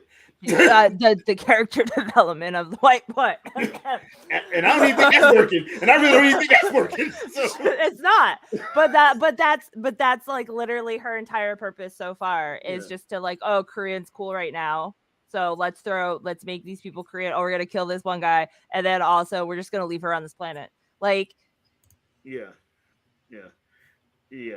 So, yeah, it's been an interesting 2 episodes, people. I'll put it like that. Yeah, I will say, like, as entertainment, I'm enjoying the show. Like, it's just that it's really hard to not be critical of it, like you said, if they're also throwing in all of these bits and pieces of the lore and the story that are already established after saying they weren't going to. Yeah. Oh, and also I found this funny just because Charlie Murphy, Eddie Murphy's older brother, is one of my favorite comedians, and the girl that is actually playing the Covenant human, her name is actually Charlie Murphy. Yeah, her name is actually Charlie Murphy. So when I saw Charlie Murphy's name in the credits, I'm like, Eddie Murphy's brother dead. What the hell? I'm like, and I went and looked, and that's her. So when you see Charlie Murphy, that is the Mackie, the actor that's playing the Covenant human. Her name is actually Charlie Murphy. So just know that going in when you see Charlie Murphy's name on there, especially if you that ain't Eddie Murphy brother. All right, just don't be like me. I'm like, how dare they put Eddie Murphy brother in this and he dead? So just So last thing we're going to talk about, and this is why me and Young was connected to the first time, is Spider-Man No Way Home. Spoiler filled stuff. So what is it that you want to talk about with the whole Spider-Man No Way Home situation? All of it. Okay, let's start with Willem Dafoe being the best villain I've ever seen in my life at 66. He scares me in real life. So sad when his time comes, because there is no one that will ever be able to fill his shoes for sure. Like, he's a really good he did a really good job in that role again. And he's 66. He don't look like it. He look like he's in his 50s. I thought he was in his 50s. He's 66. Right. And he did all his own stunts. by the way. So when he's whooping Tom Holland's ass, he's whooping Tom Holland's ass. He was He like, did you his know own- what? This little young boy, I know he be doing his own stuff. Nah, come on, fam. I'm gonna show you. Let me show you how it's done. Because it was funny because Jamie Foxx said they were doing an interview and Jamie Foxx was like, "Man, he's doing his own stuff. I can't let him. I can't not do mine." I'm like, okay, that's Jamie Foxx is really good at it too. Well, I there's something about that because a lot of people have been saying like, well, we all know the Amazing Spider-Man movies are what they are. they are what they are. They are what they are. They But are what one of the they things is, I was so happy that Jamie Foxx got a chance to do Electro right because he actually had Oh, some good God. writers. Yeah. Oh, Yeah. that Yep. I don't even want to think about that iteration of Spider-Man. Yeah. Like, mm-mm. No. Everything about it, just like I want to take a big eraser. I do like how with No Way Home, they basically retconned every other Spider-Man movie because it happens in a completely different universe. So like it never happened in the MCU. Like that made me really happy with like that little thing that they accidentally did. That was beautiful. Yeah, and that's another thing. I know. Look, Andrew Garfield is a great actor. I felt bad. He's one of the other people I felt bad because I'm like, it's not his fault. This writing is horrible. Right. This writing is just horrible. And he has a funny dickhead. He does. He has a funny. You know shape. him? Yeah. Have I seen Space Force yet? Yes, I have. Him, the PR guy from Space Force, and then there's another dude that's an actor, and they all look the same. Yeah. Like they could be brothers. It's the same energy, all three of them. It's Andrew Garfield, the dude from Space Force, and there's like, oh man, I saw it, the other dude that looks just like them, and I was like, huh? Oh yeah, Steve from Stranger Things. Those three, they're all the same energy. They're like the same dude. Listen, but then because that you could also throw in Robert Pattinson with the weird, funny shaped head. Robert Pattinson does have a weird, funny shaped head, but And all the three of guy them. from Yep. Vampire Diaries. Which guy? Yeah, I didn't watch that. I don't know what you're talking about on that one. Stefan. Oh yeah. Funny shaped head. I Yeah. don't know what's going on with that. They're all like it's all the same funny, weird shaped head. Yeah. Just like It's like absolutely. It was kind of funny how they used okay, so Tom Holland's version of Spider-Man has been the most profitable. Toby's the second, and Okay, but Toby's honestly was by default. Can we just Yeah. say like Yeah. there was nothing else at the time? yeah, That's so- all we had. And it was funny how they treated Andrew like Andrew was like the middle child that's just like I didn't do all the cool stuff because your movies was kind of sucky compared to ours. That's how it kind of felt.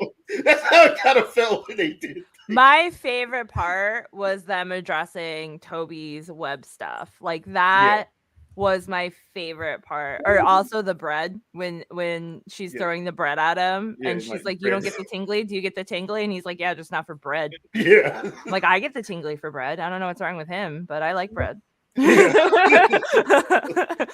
I order from Panera way too much. I saw that. I was like, why is she ordering from Panera again?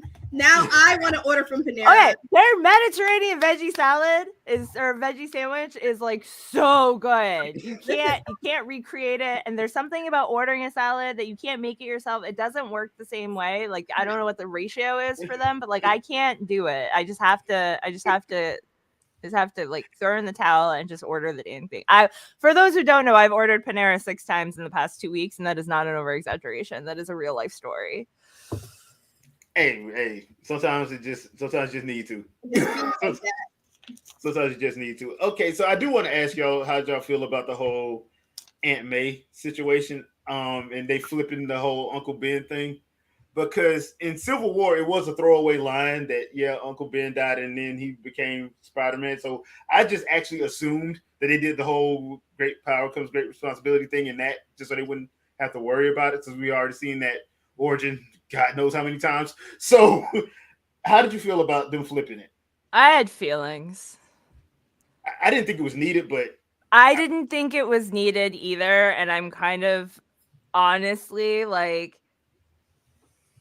over the whole we need to go through a very emotional traumatic event to have character development in a lot of ways, especially when like Aunt May was like such a core part of him that like I assumed that the Uncle Ben thing had already happened in his timeline. Yeah. Right? Well, we Right? know he Like, died because they said yeah. it in the Right. in Civil War. So I just assumed that whole speech about with Right. great power comes great responsibility already happened. And I But think apparently it didn't. originally that was the point. I think the Yeah. point was that we'd already seen it a gazillion times. We don't need to like. There's no reason to have that scene happen again. I Yeah. think honestly, I don't know why they need to destroy Tom Holland's Spider-Man as much as they do, and also too, we already kind of saw him go through that with what happened with Iron Man. So Yeah. like, it didn't really need to be there. I don't think. Yeah. Like it just felt like they wanted to put something in that during that time space and that beat.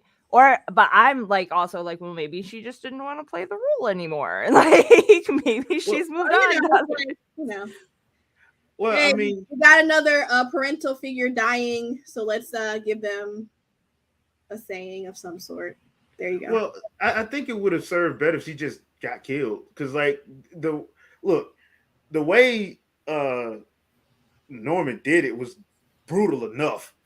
Yeah. And what he was saying, I'm like, bro, just kill. You got to kill him. I'm like, at this point, they ain't no saving him. You got to kill him because he clearly gives no F's. So kill him. I didn't think you had to do all that. And plus, at least us not forget that this version of Aunt May is the first one to go to a HBCU. Yes, she is an HBCU graduate. I completely forgot she was on a different world.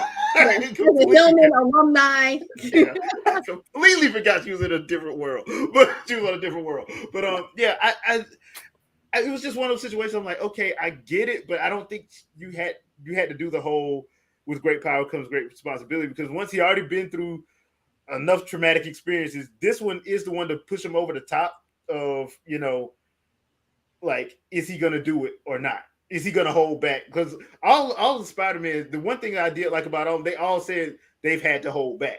Mm-hmm. They've all said it. So I get it, and I'm glad it was Toby being the older brother, the big brother's like, hey, dude, stop. Just, I know you're mad, stop. Yep. So I was actually glad that they did that. I just didn't think that she had to have that actually be said. I don't think you needed it.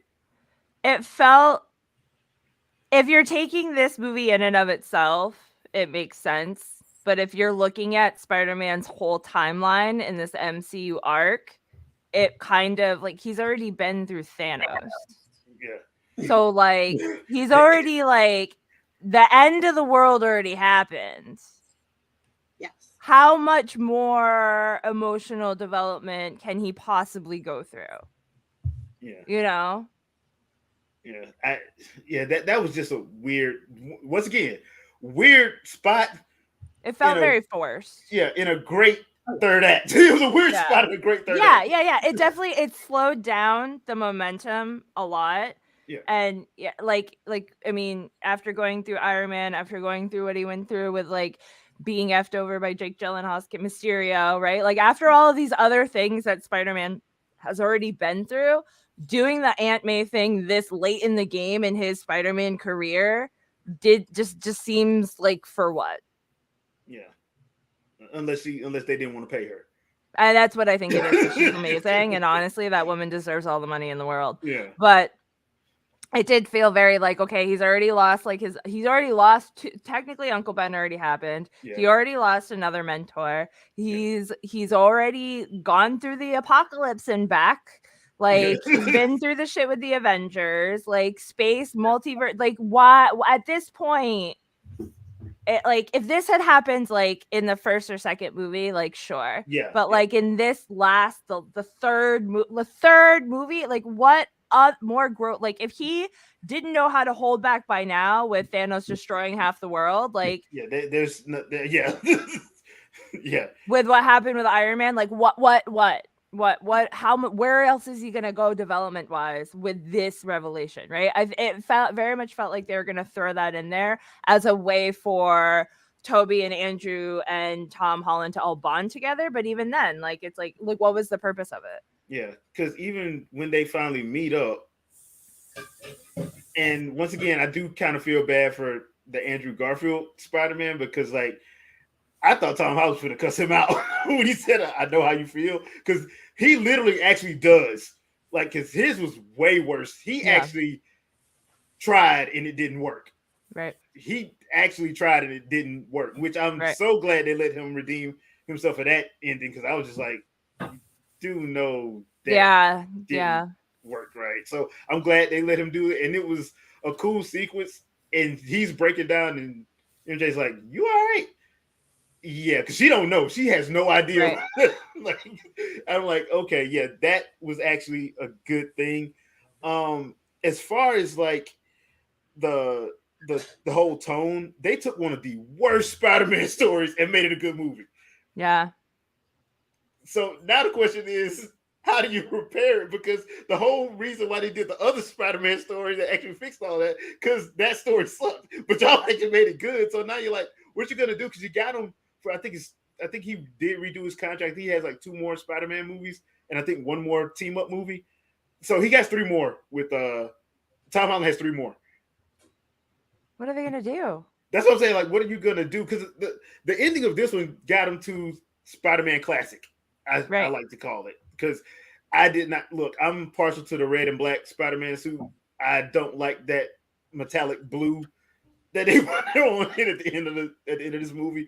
But I know he's supposed to be in the next Avengers movie, and it's supposed to be 2 more appearances. So I'm like, okay, what do you do then? Are you gonna do the college years?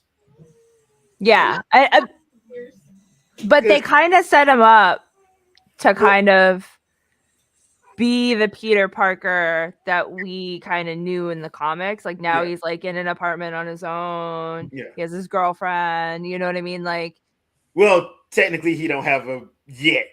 Well, okay, yeah, but do you know what I mean? Like now he's broken away from living with his parents pretty much, and like being on his own. And like, is he gonna go work for the Daily Bugle now? Is he gonna go? You know, what is he gonna? What is he? Are we gonna get the whole? I'm gonna take more pictures of Spider-Man. Are we gonna move on from that? Like, is he gonna like? But now nobody knows who he is. Yeah, which is why they're gonna have to fix that. Right. They're gonna have to fix. They don't have a choice. I do like the fact that they had Strange be his kind of unwilling mentor. That was so good. That was so the part that Cumberpatch, like, such a good scene when he's like, you can't keep changing the spell, kid. Like, because it is like that excitement. Like, Tom Holland does such a good job in that role. Like, they got really lucky with him because he does it so well. Yeah. I mean, that was one of my issues with the Andrew Garfield stuff, was they didn't know how to write a nerd, in my opinion. No, they did not. And like right. Tom Holland, he's the right amount of awkward and, you know, quippy. Andrew Garfield's was more stalkerish to the point of like, dude, nobody, that's not cool. Nice guy vibes. Yeah, but like, this is like not cool at all. Mm-hmm. Like, if you don't know how to write a nerd, that's fine, but you probably need to go actually talk to people because nerds don't act like that.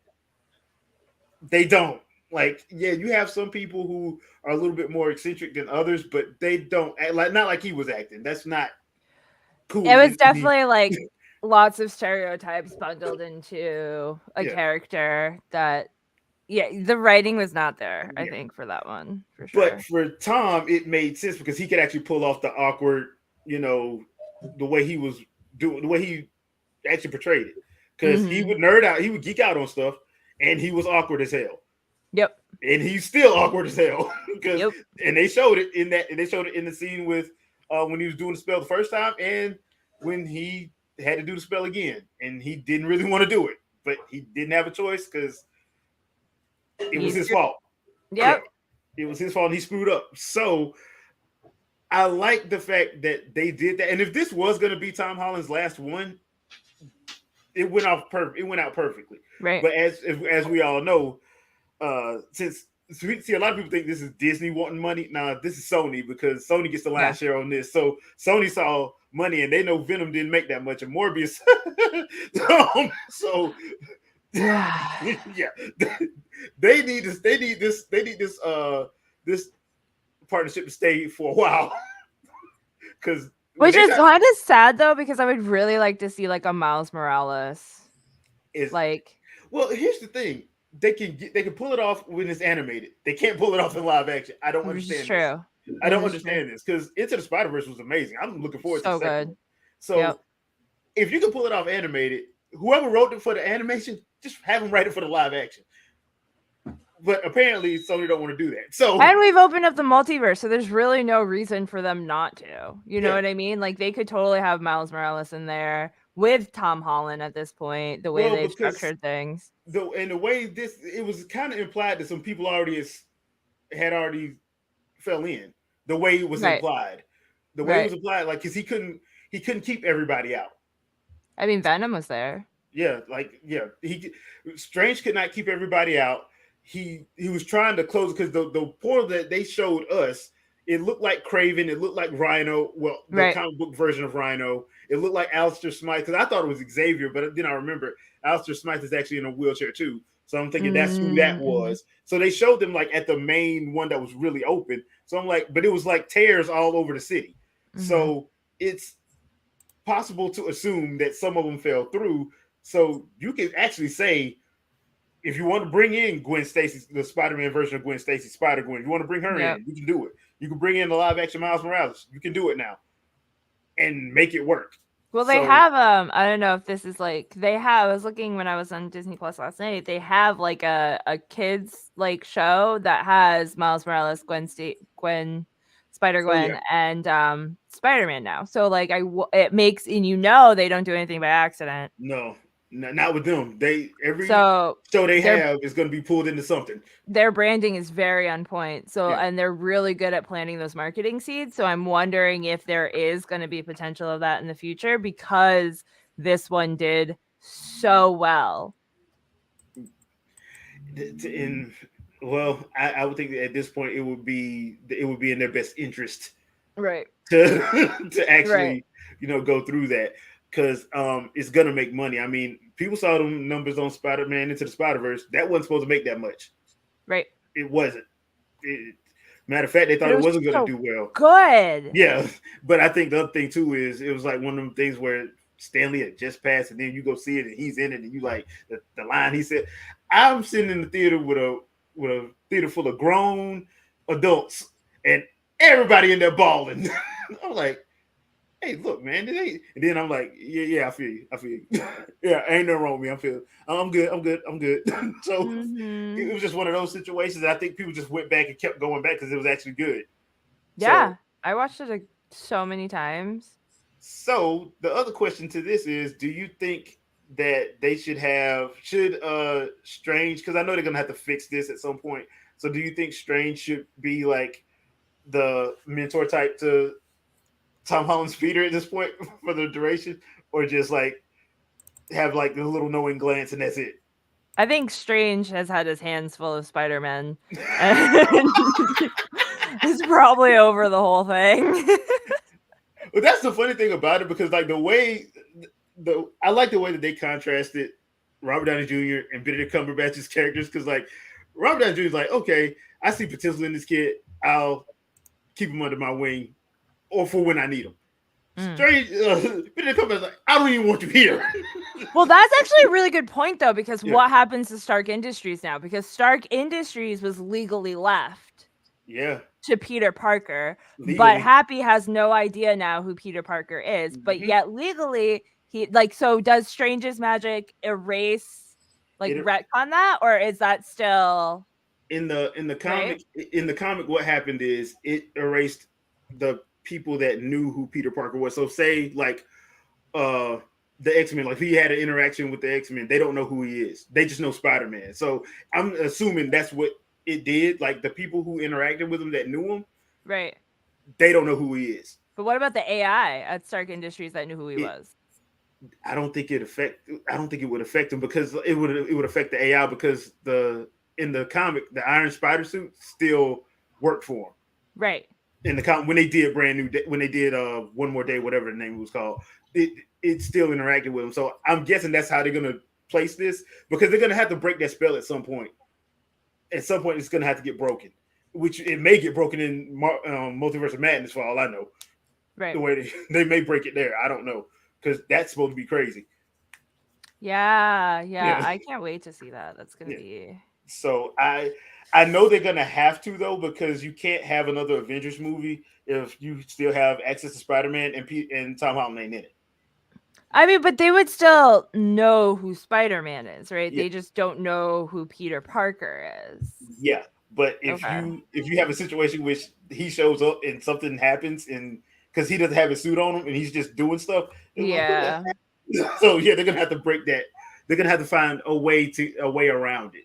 So that was the only thing that really kind of struck me, because I'm like, yeah, everybody that reads comics knows how bad that story was, because it was so bad that like within 8 months, Marvel had already retconned it.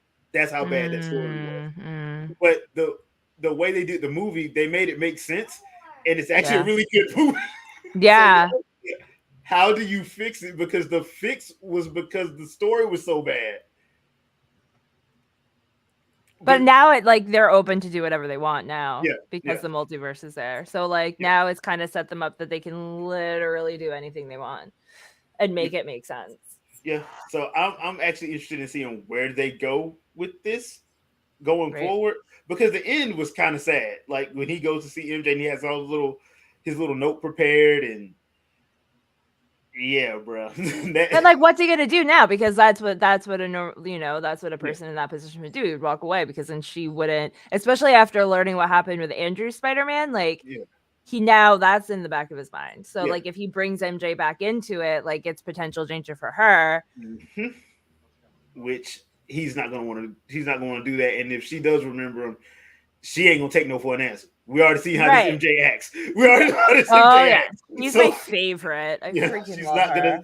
He's gonna tell her to do something. She's gonna be, I ain't doing that. So that's gonna be one of those situations where So it sets up a lot of interesting stuff, because I just like the dynamic. I like the dynamic of all of them. Like his Ned, her, and him. I like their dynamic. And that's why I'm like, if they do bring them back, like, how are they gonna get them to? Because they're supposed to be going to Boston. He's still in New York. And does she actually remember him? Because she kind of gave a little look like she kind of knew who he was, but didn't say nothing. Kind of. College is only 4 years. You can do a time jump, and they're both really smart, so they can finish in 3. Yeah, you can do that. Nothing. Yeah. In the time, like 4 years is nothing in a timeline. Oh yeah, they can jump that quick. I mean, technically, they're in 2024 in the in the MCU anyway, because they just 2024. They should be in 2024 because they were 5 years ahead. So they jump 4 more years. What's 4 more years? Or 3? I'm saying. Yeah, so that does make sense. I do hope they bring back J.K. Simmons as Triple J. Yes, because I love him, but this time they need to have the real Triple J. Like I need the billionaire crazy Triple J, since we got Vincent D'Onofrio's Kingpin in the MCU now. I need the full on Triple J.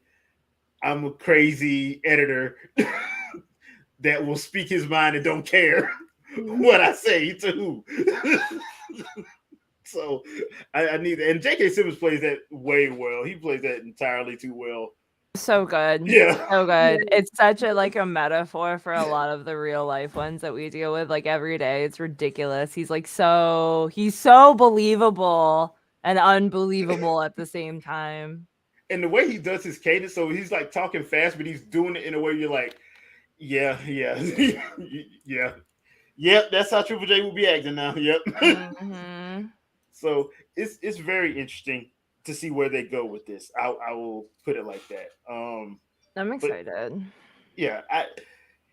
That was probably No Way Home probably had one of the best third acts I've probably ever seen in the film.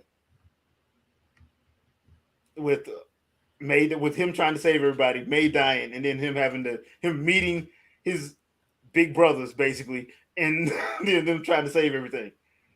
while not getting killed. Because I do think it's funny how Toby gets stabbed.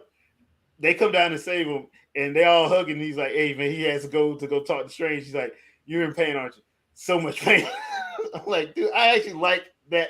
I'm like, I'm kind of sad we're not gonna get to see it again because they pretty much did their one and dones. They're out, and I can understand from Tobey Maguire's point of view. He's like what 46, 47. I don't blame him. I mean, yeah. Yeah. Look, this was a favor. I'm doing this. As a yeah, favor. and like, I mean, at this point, he's been so overshadowed as Spider-Man. Like, sorry, Toby, but like, he has. Even though he did a great job. He really did do a good job. And I know a lot of people after they saw Andrew in, they're like, he should get another movie. I'm like, he should get another movie depending on who writes it. Because the only reason why his two movies didn't really work was because the writing was just not good. Mm-hmm. It wasn't because of the actors, the writing wasn't good. The reason why this worked because the writing was good. Because personally, I wouldn't mind seeing Willem Dafoe come back and be in the MCU proper, but that's probably not going to happen. Right? Yeah, I think Willem Dafoe's probably done after this one too. Yeah. Even though I'm like, dude, I would love to see like Norman Osborn. Well, Tony Stark ain't there. Robert Downey Jr. ain't there. I would have loved to see them have their back and forth. Yeah, that would have been hilarious. But is there a Tony Stark Iron Man somewhere in the multiverse? I mean, technically, they could do anything now. Yeah, but you would probably have to recast them because I don't think they ain't trying to pay Robert Downey Jr. No, they're not going to pay. No. They ain't gonna pay him. So Could they? Absolutely. Are they going to? Different hell story. No. Hell no, they trying to cut in their profit. Even though they're probably gonna make, even though if they did, they probably still make $1 billion off of it, but they're not gonna try to cut into their profit. So I completely understand the business mindset of Robert Downey Jr., we like you, just not that much. So honestly, at this point, the franchise doesn't need him. No, they don't. Yeah, it's set up. The only person that I think it really still kind of needs, and that's because he hasn't been in it as much as he should have, is Sam Jackson's Nick Fury. I was just gonna say Nick Fury. Because like they still need him, but that's because I miss him so much. And I'm glad they're giving him his own show. I'm so glad they're giving him his own show because like Sam is 70, and I'm like, y'all need to go on and get these movies out before too long because he's him the respect. Yeah, because he's about to retire. Like y'all need to go and get this stuff out. So, you're taking too long. Yeah, I'm like, come on, man. I mean, he had one of the best lines in Avengers when they were sitting there giving him orders. He's like, "Yeah, I heard your order, and I chose to ignore it because it was a stupid ass order."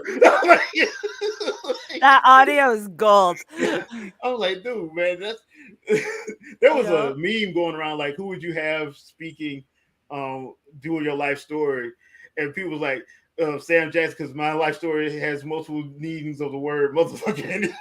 So I'm like, yeah. His narration of "Go the F to Sleep" is like beautiful. That book is not the same without him reading it. I actually bought that book for my brother and his wife when they had their first kid, and then my aunt bought it for us. They didn't know about the audio. I didn't even know about the audio until like my brother sent me the audio of it, and I'm like, they got Sam Jackson to read it, so I'm listening to it like, this is so funny. It's so funny. It's the best. Yeah. It's the best. No, you don't need another drink of water. It's so true too. Like I can tell you, it's like on point. And the way Sam's doing it, he's acting like he's cussing the kid out, which is actually he probably is. Yes. Which I just found that to be hilariously awesome. But yeah, he's probably the only one from that original that should stay just because they haven't done a lot with him. And Nick Fury is somebody you really need to do stuff with. I never understood that. I never understood. Like, he wasn't in Infinity War. He was at the very end of Endgame. Like, that makes no sense. Probably because they didn't want to pay him. Yeah. That's what I'm thinking. They locked him into that really, really, really, really long contract for like 50,000 appearances, but they had to strategically decide where these appearances could actually occur in each movie. They're like, we need him more in this movie. we're gonna have to only put them in for like 5 minutes over here, and we're not paying more, so we gotta stay within the 180 minutes that we have of Samuel L. Jackson. We gotta space it out over 50 movies. Okay, 20 minutes here, 10 minutes there. Yeah, because I think that's one of the reasons why they got. I think that's one of the reasons why they got mad at H the Shield. Because remember, he was in like the first season, he was in like 3 or 4 episodes. He wasn't supposed to be there.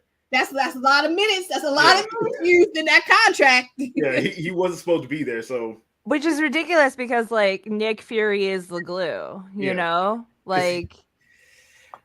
To be fair, he should have showed up in the Netflix stuff. Somebody should have showed up in the Netflix stuff, but that's another 3 hours of review and critique. I'm not going to go into that right now. But the saga of Nick Fury in the MCU, yeah, we can do a whole episode on that. Yeah, so I'm like, bro, he should have been in so much stuff, but we'll just have to table that for another day. I did not know we went 2 hours. So I did not know we went 2 hours.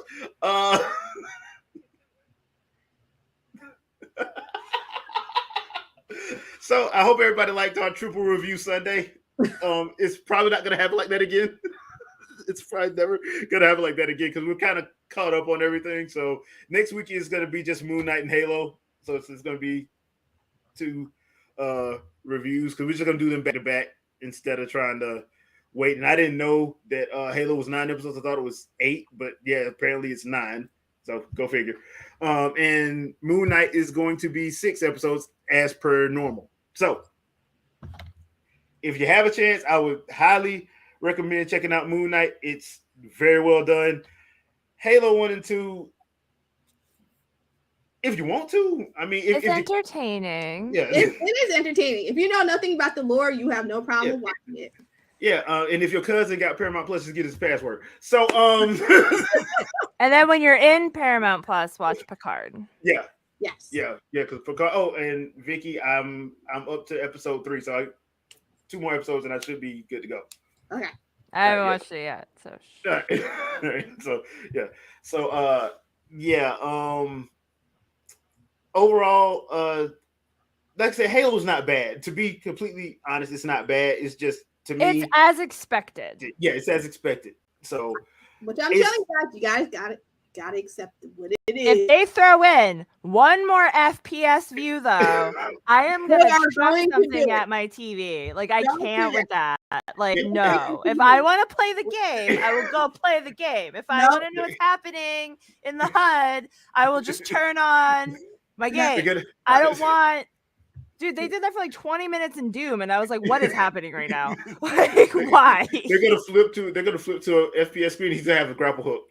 He's just gonna start Spider-Man eating himself through the thing. Like, oh my god, I can't. You know it's coming. Oh, I can't.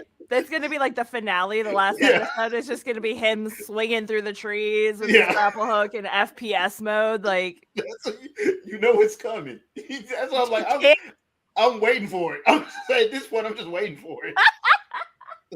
At this point, with Cortana talking to him, and oh man, but they didn't.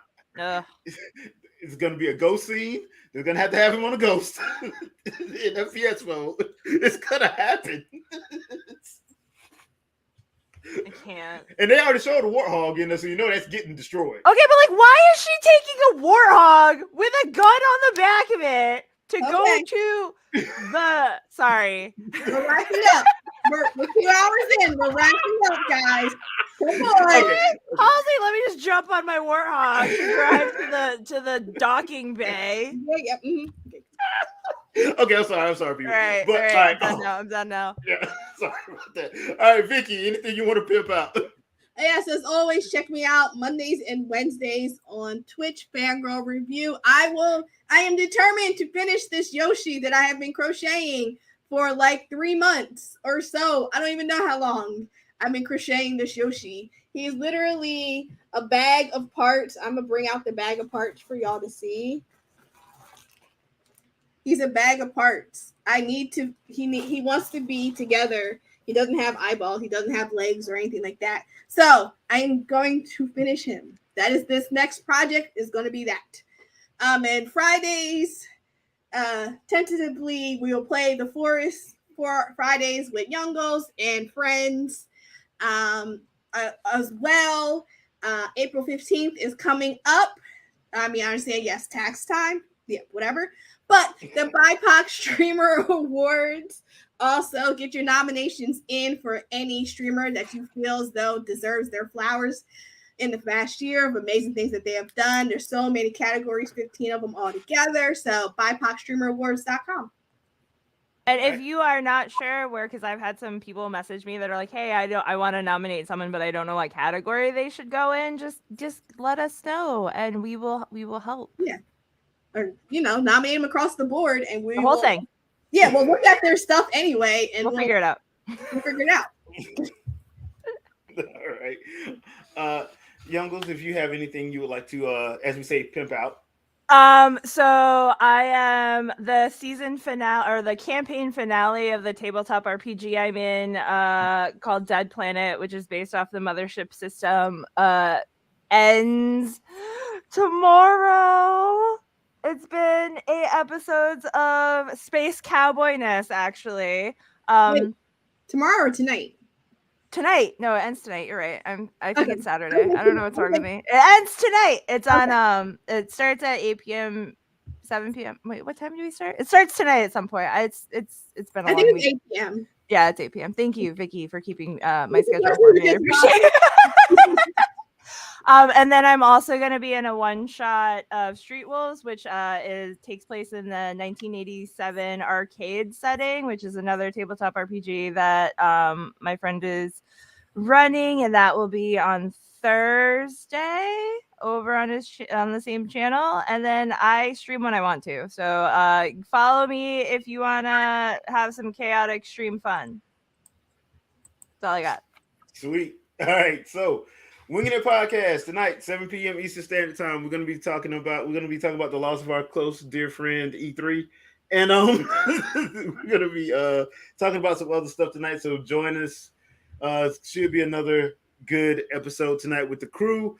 Other than that, check me out next week. I'll probably be doing some live streaming. I'm gonna try to do something today if I can get through with all this other stuff I got to do. I hate being an adult, but yeah, I literally was like just not knocking off stuff from my list, and then once like that list, I threw it away, and now I got a new list for the other stuff that I need to work on because I'm like, I got to move that stuff off and move a new list and get to that. And that's what I'm doing today. So I am going to try to live stream some more on Xenoblade Chronicles X. Probably do it around 2:00. So join me on stream for that. And like I said, Wing the Podcast tonight at 7. So we will see you back there. Thank you for watching. As always, thank you for supporting the channel. Follow. Yeah, there we go. Yeah, this way. There we go. So follow everybody. Don't forget to follow the BIPOC Streamer Awards. I will put a link in the description.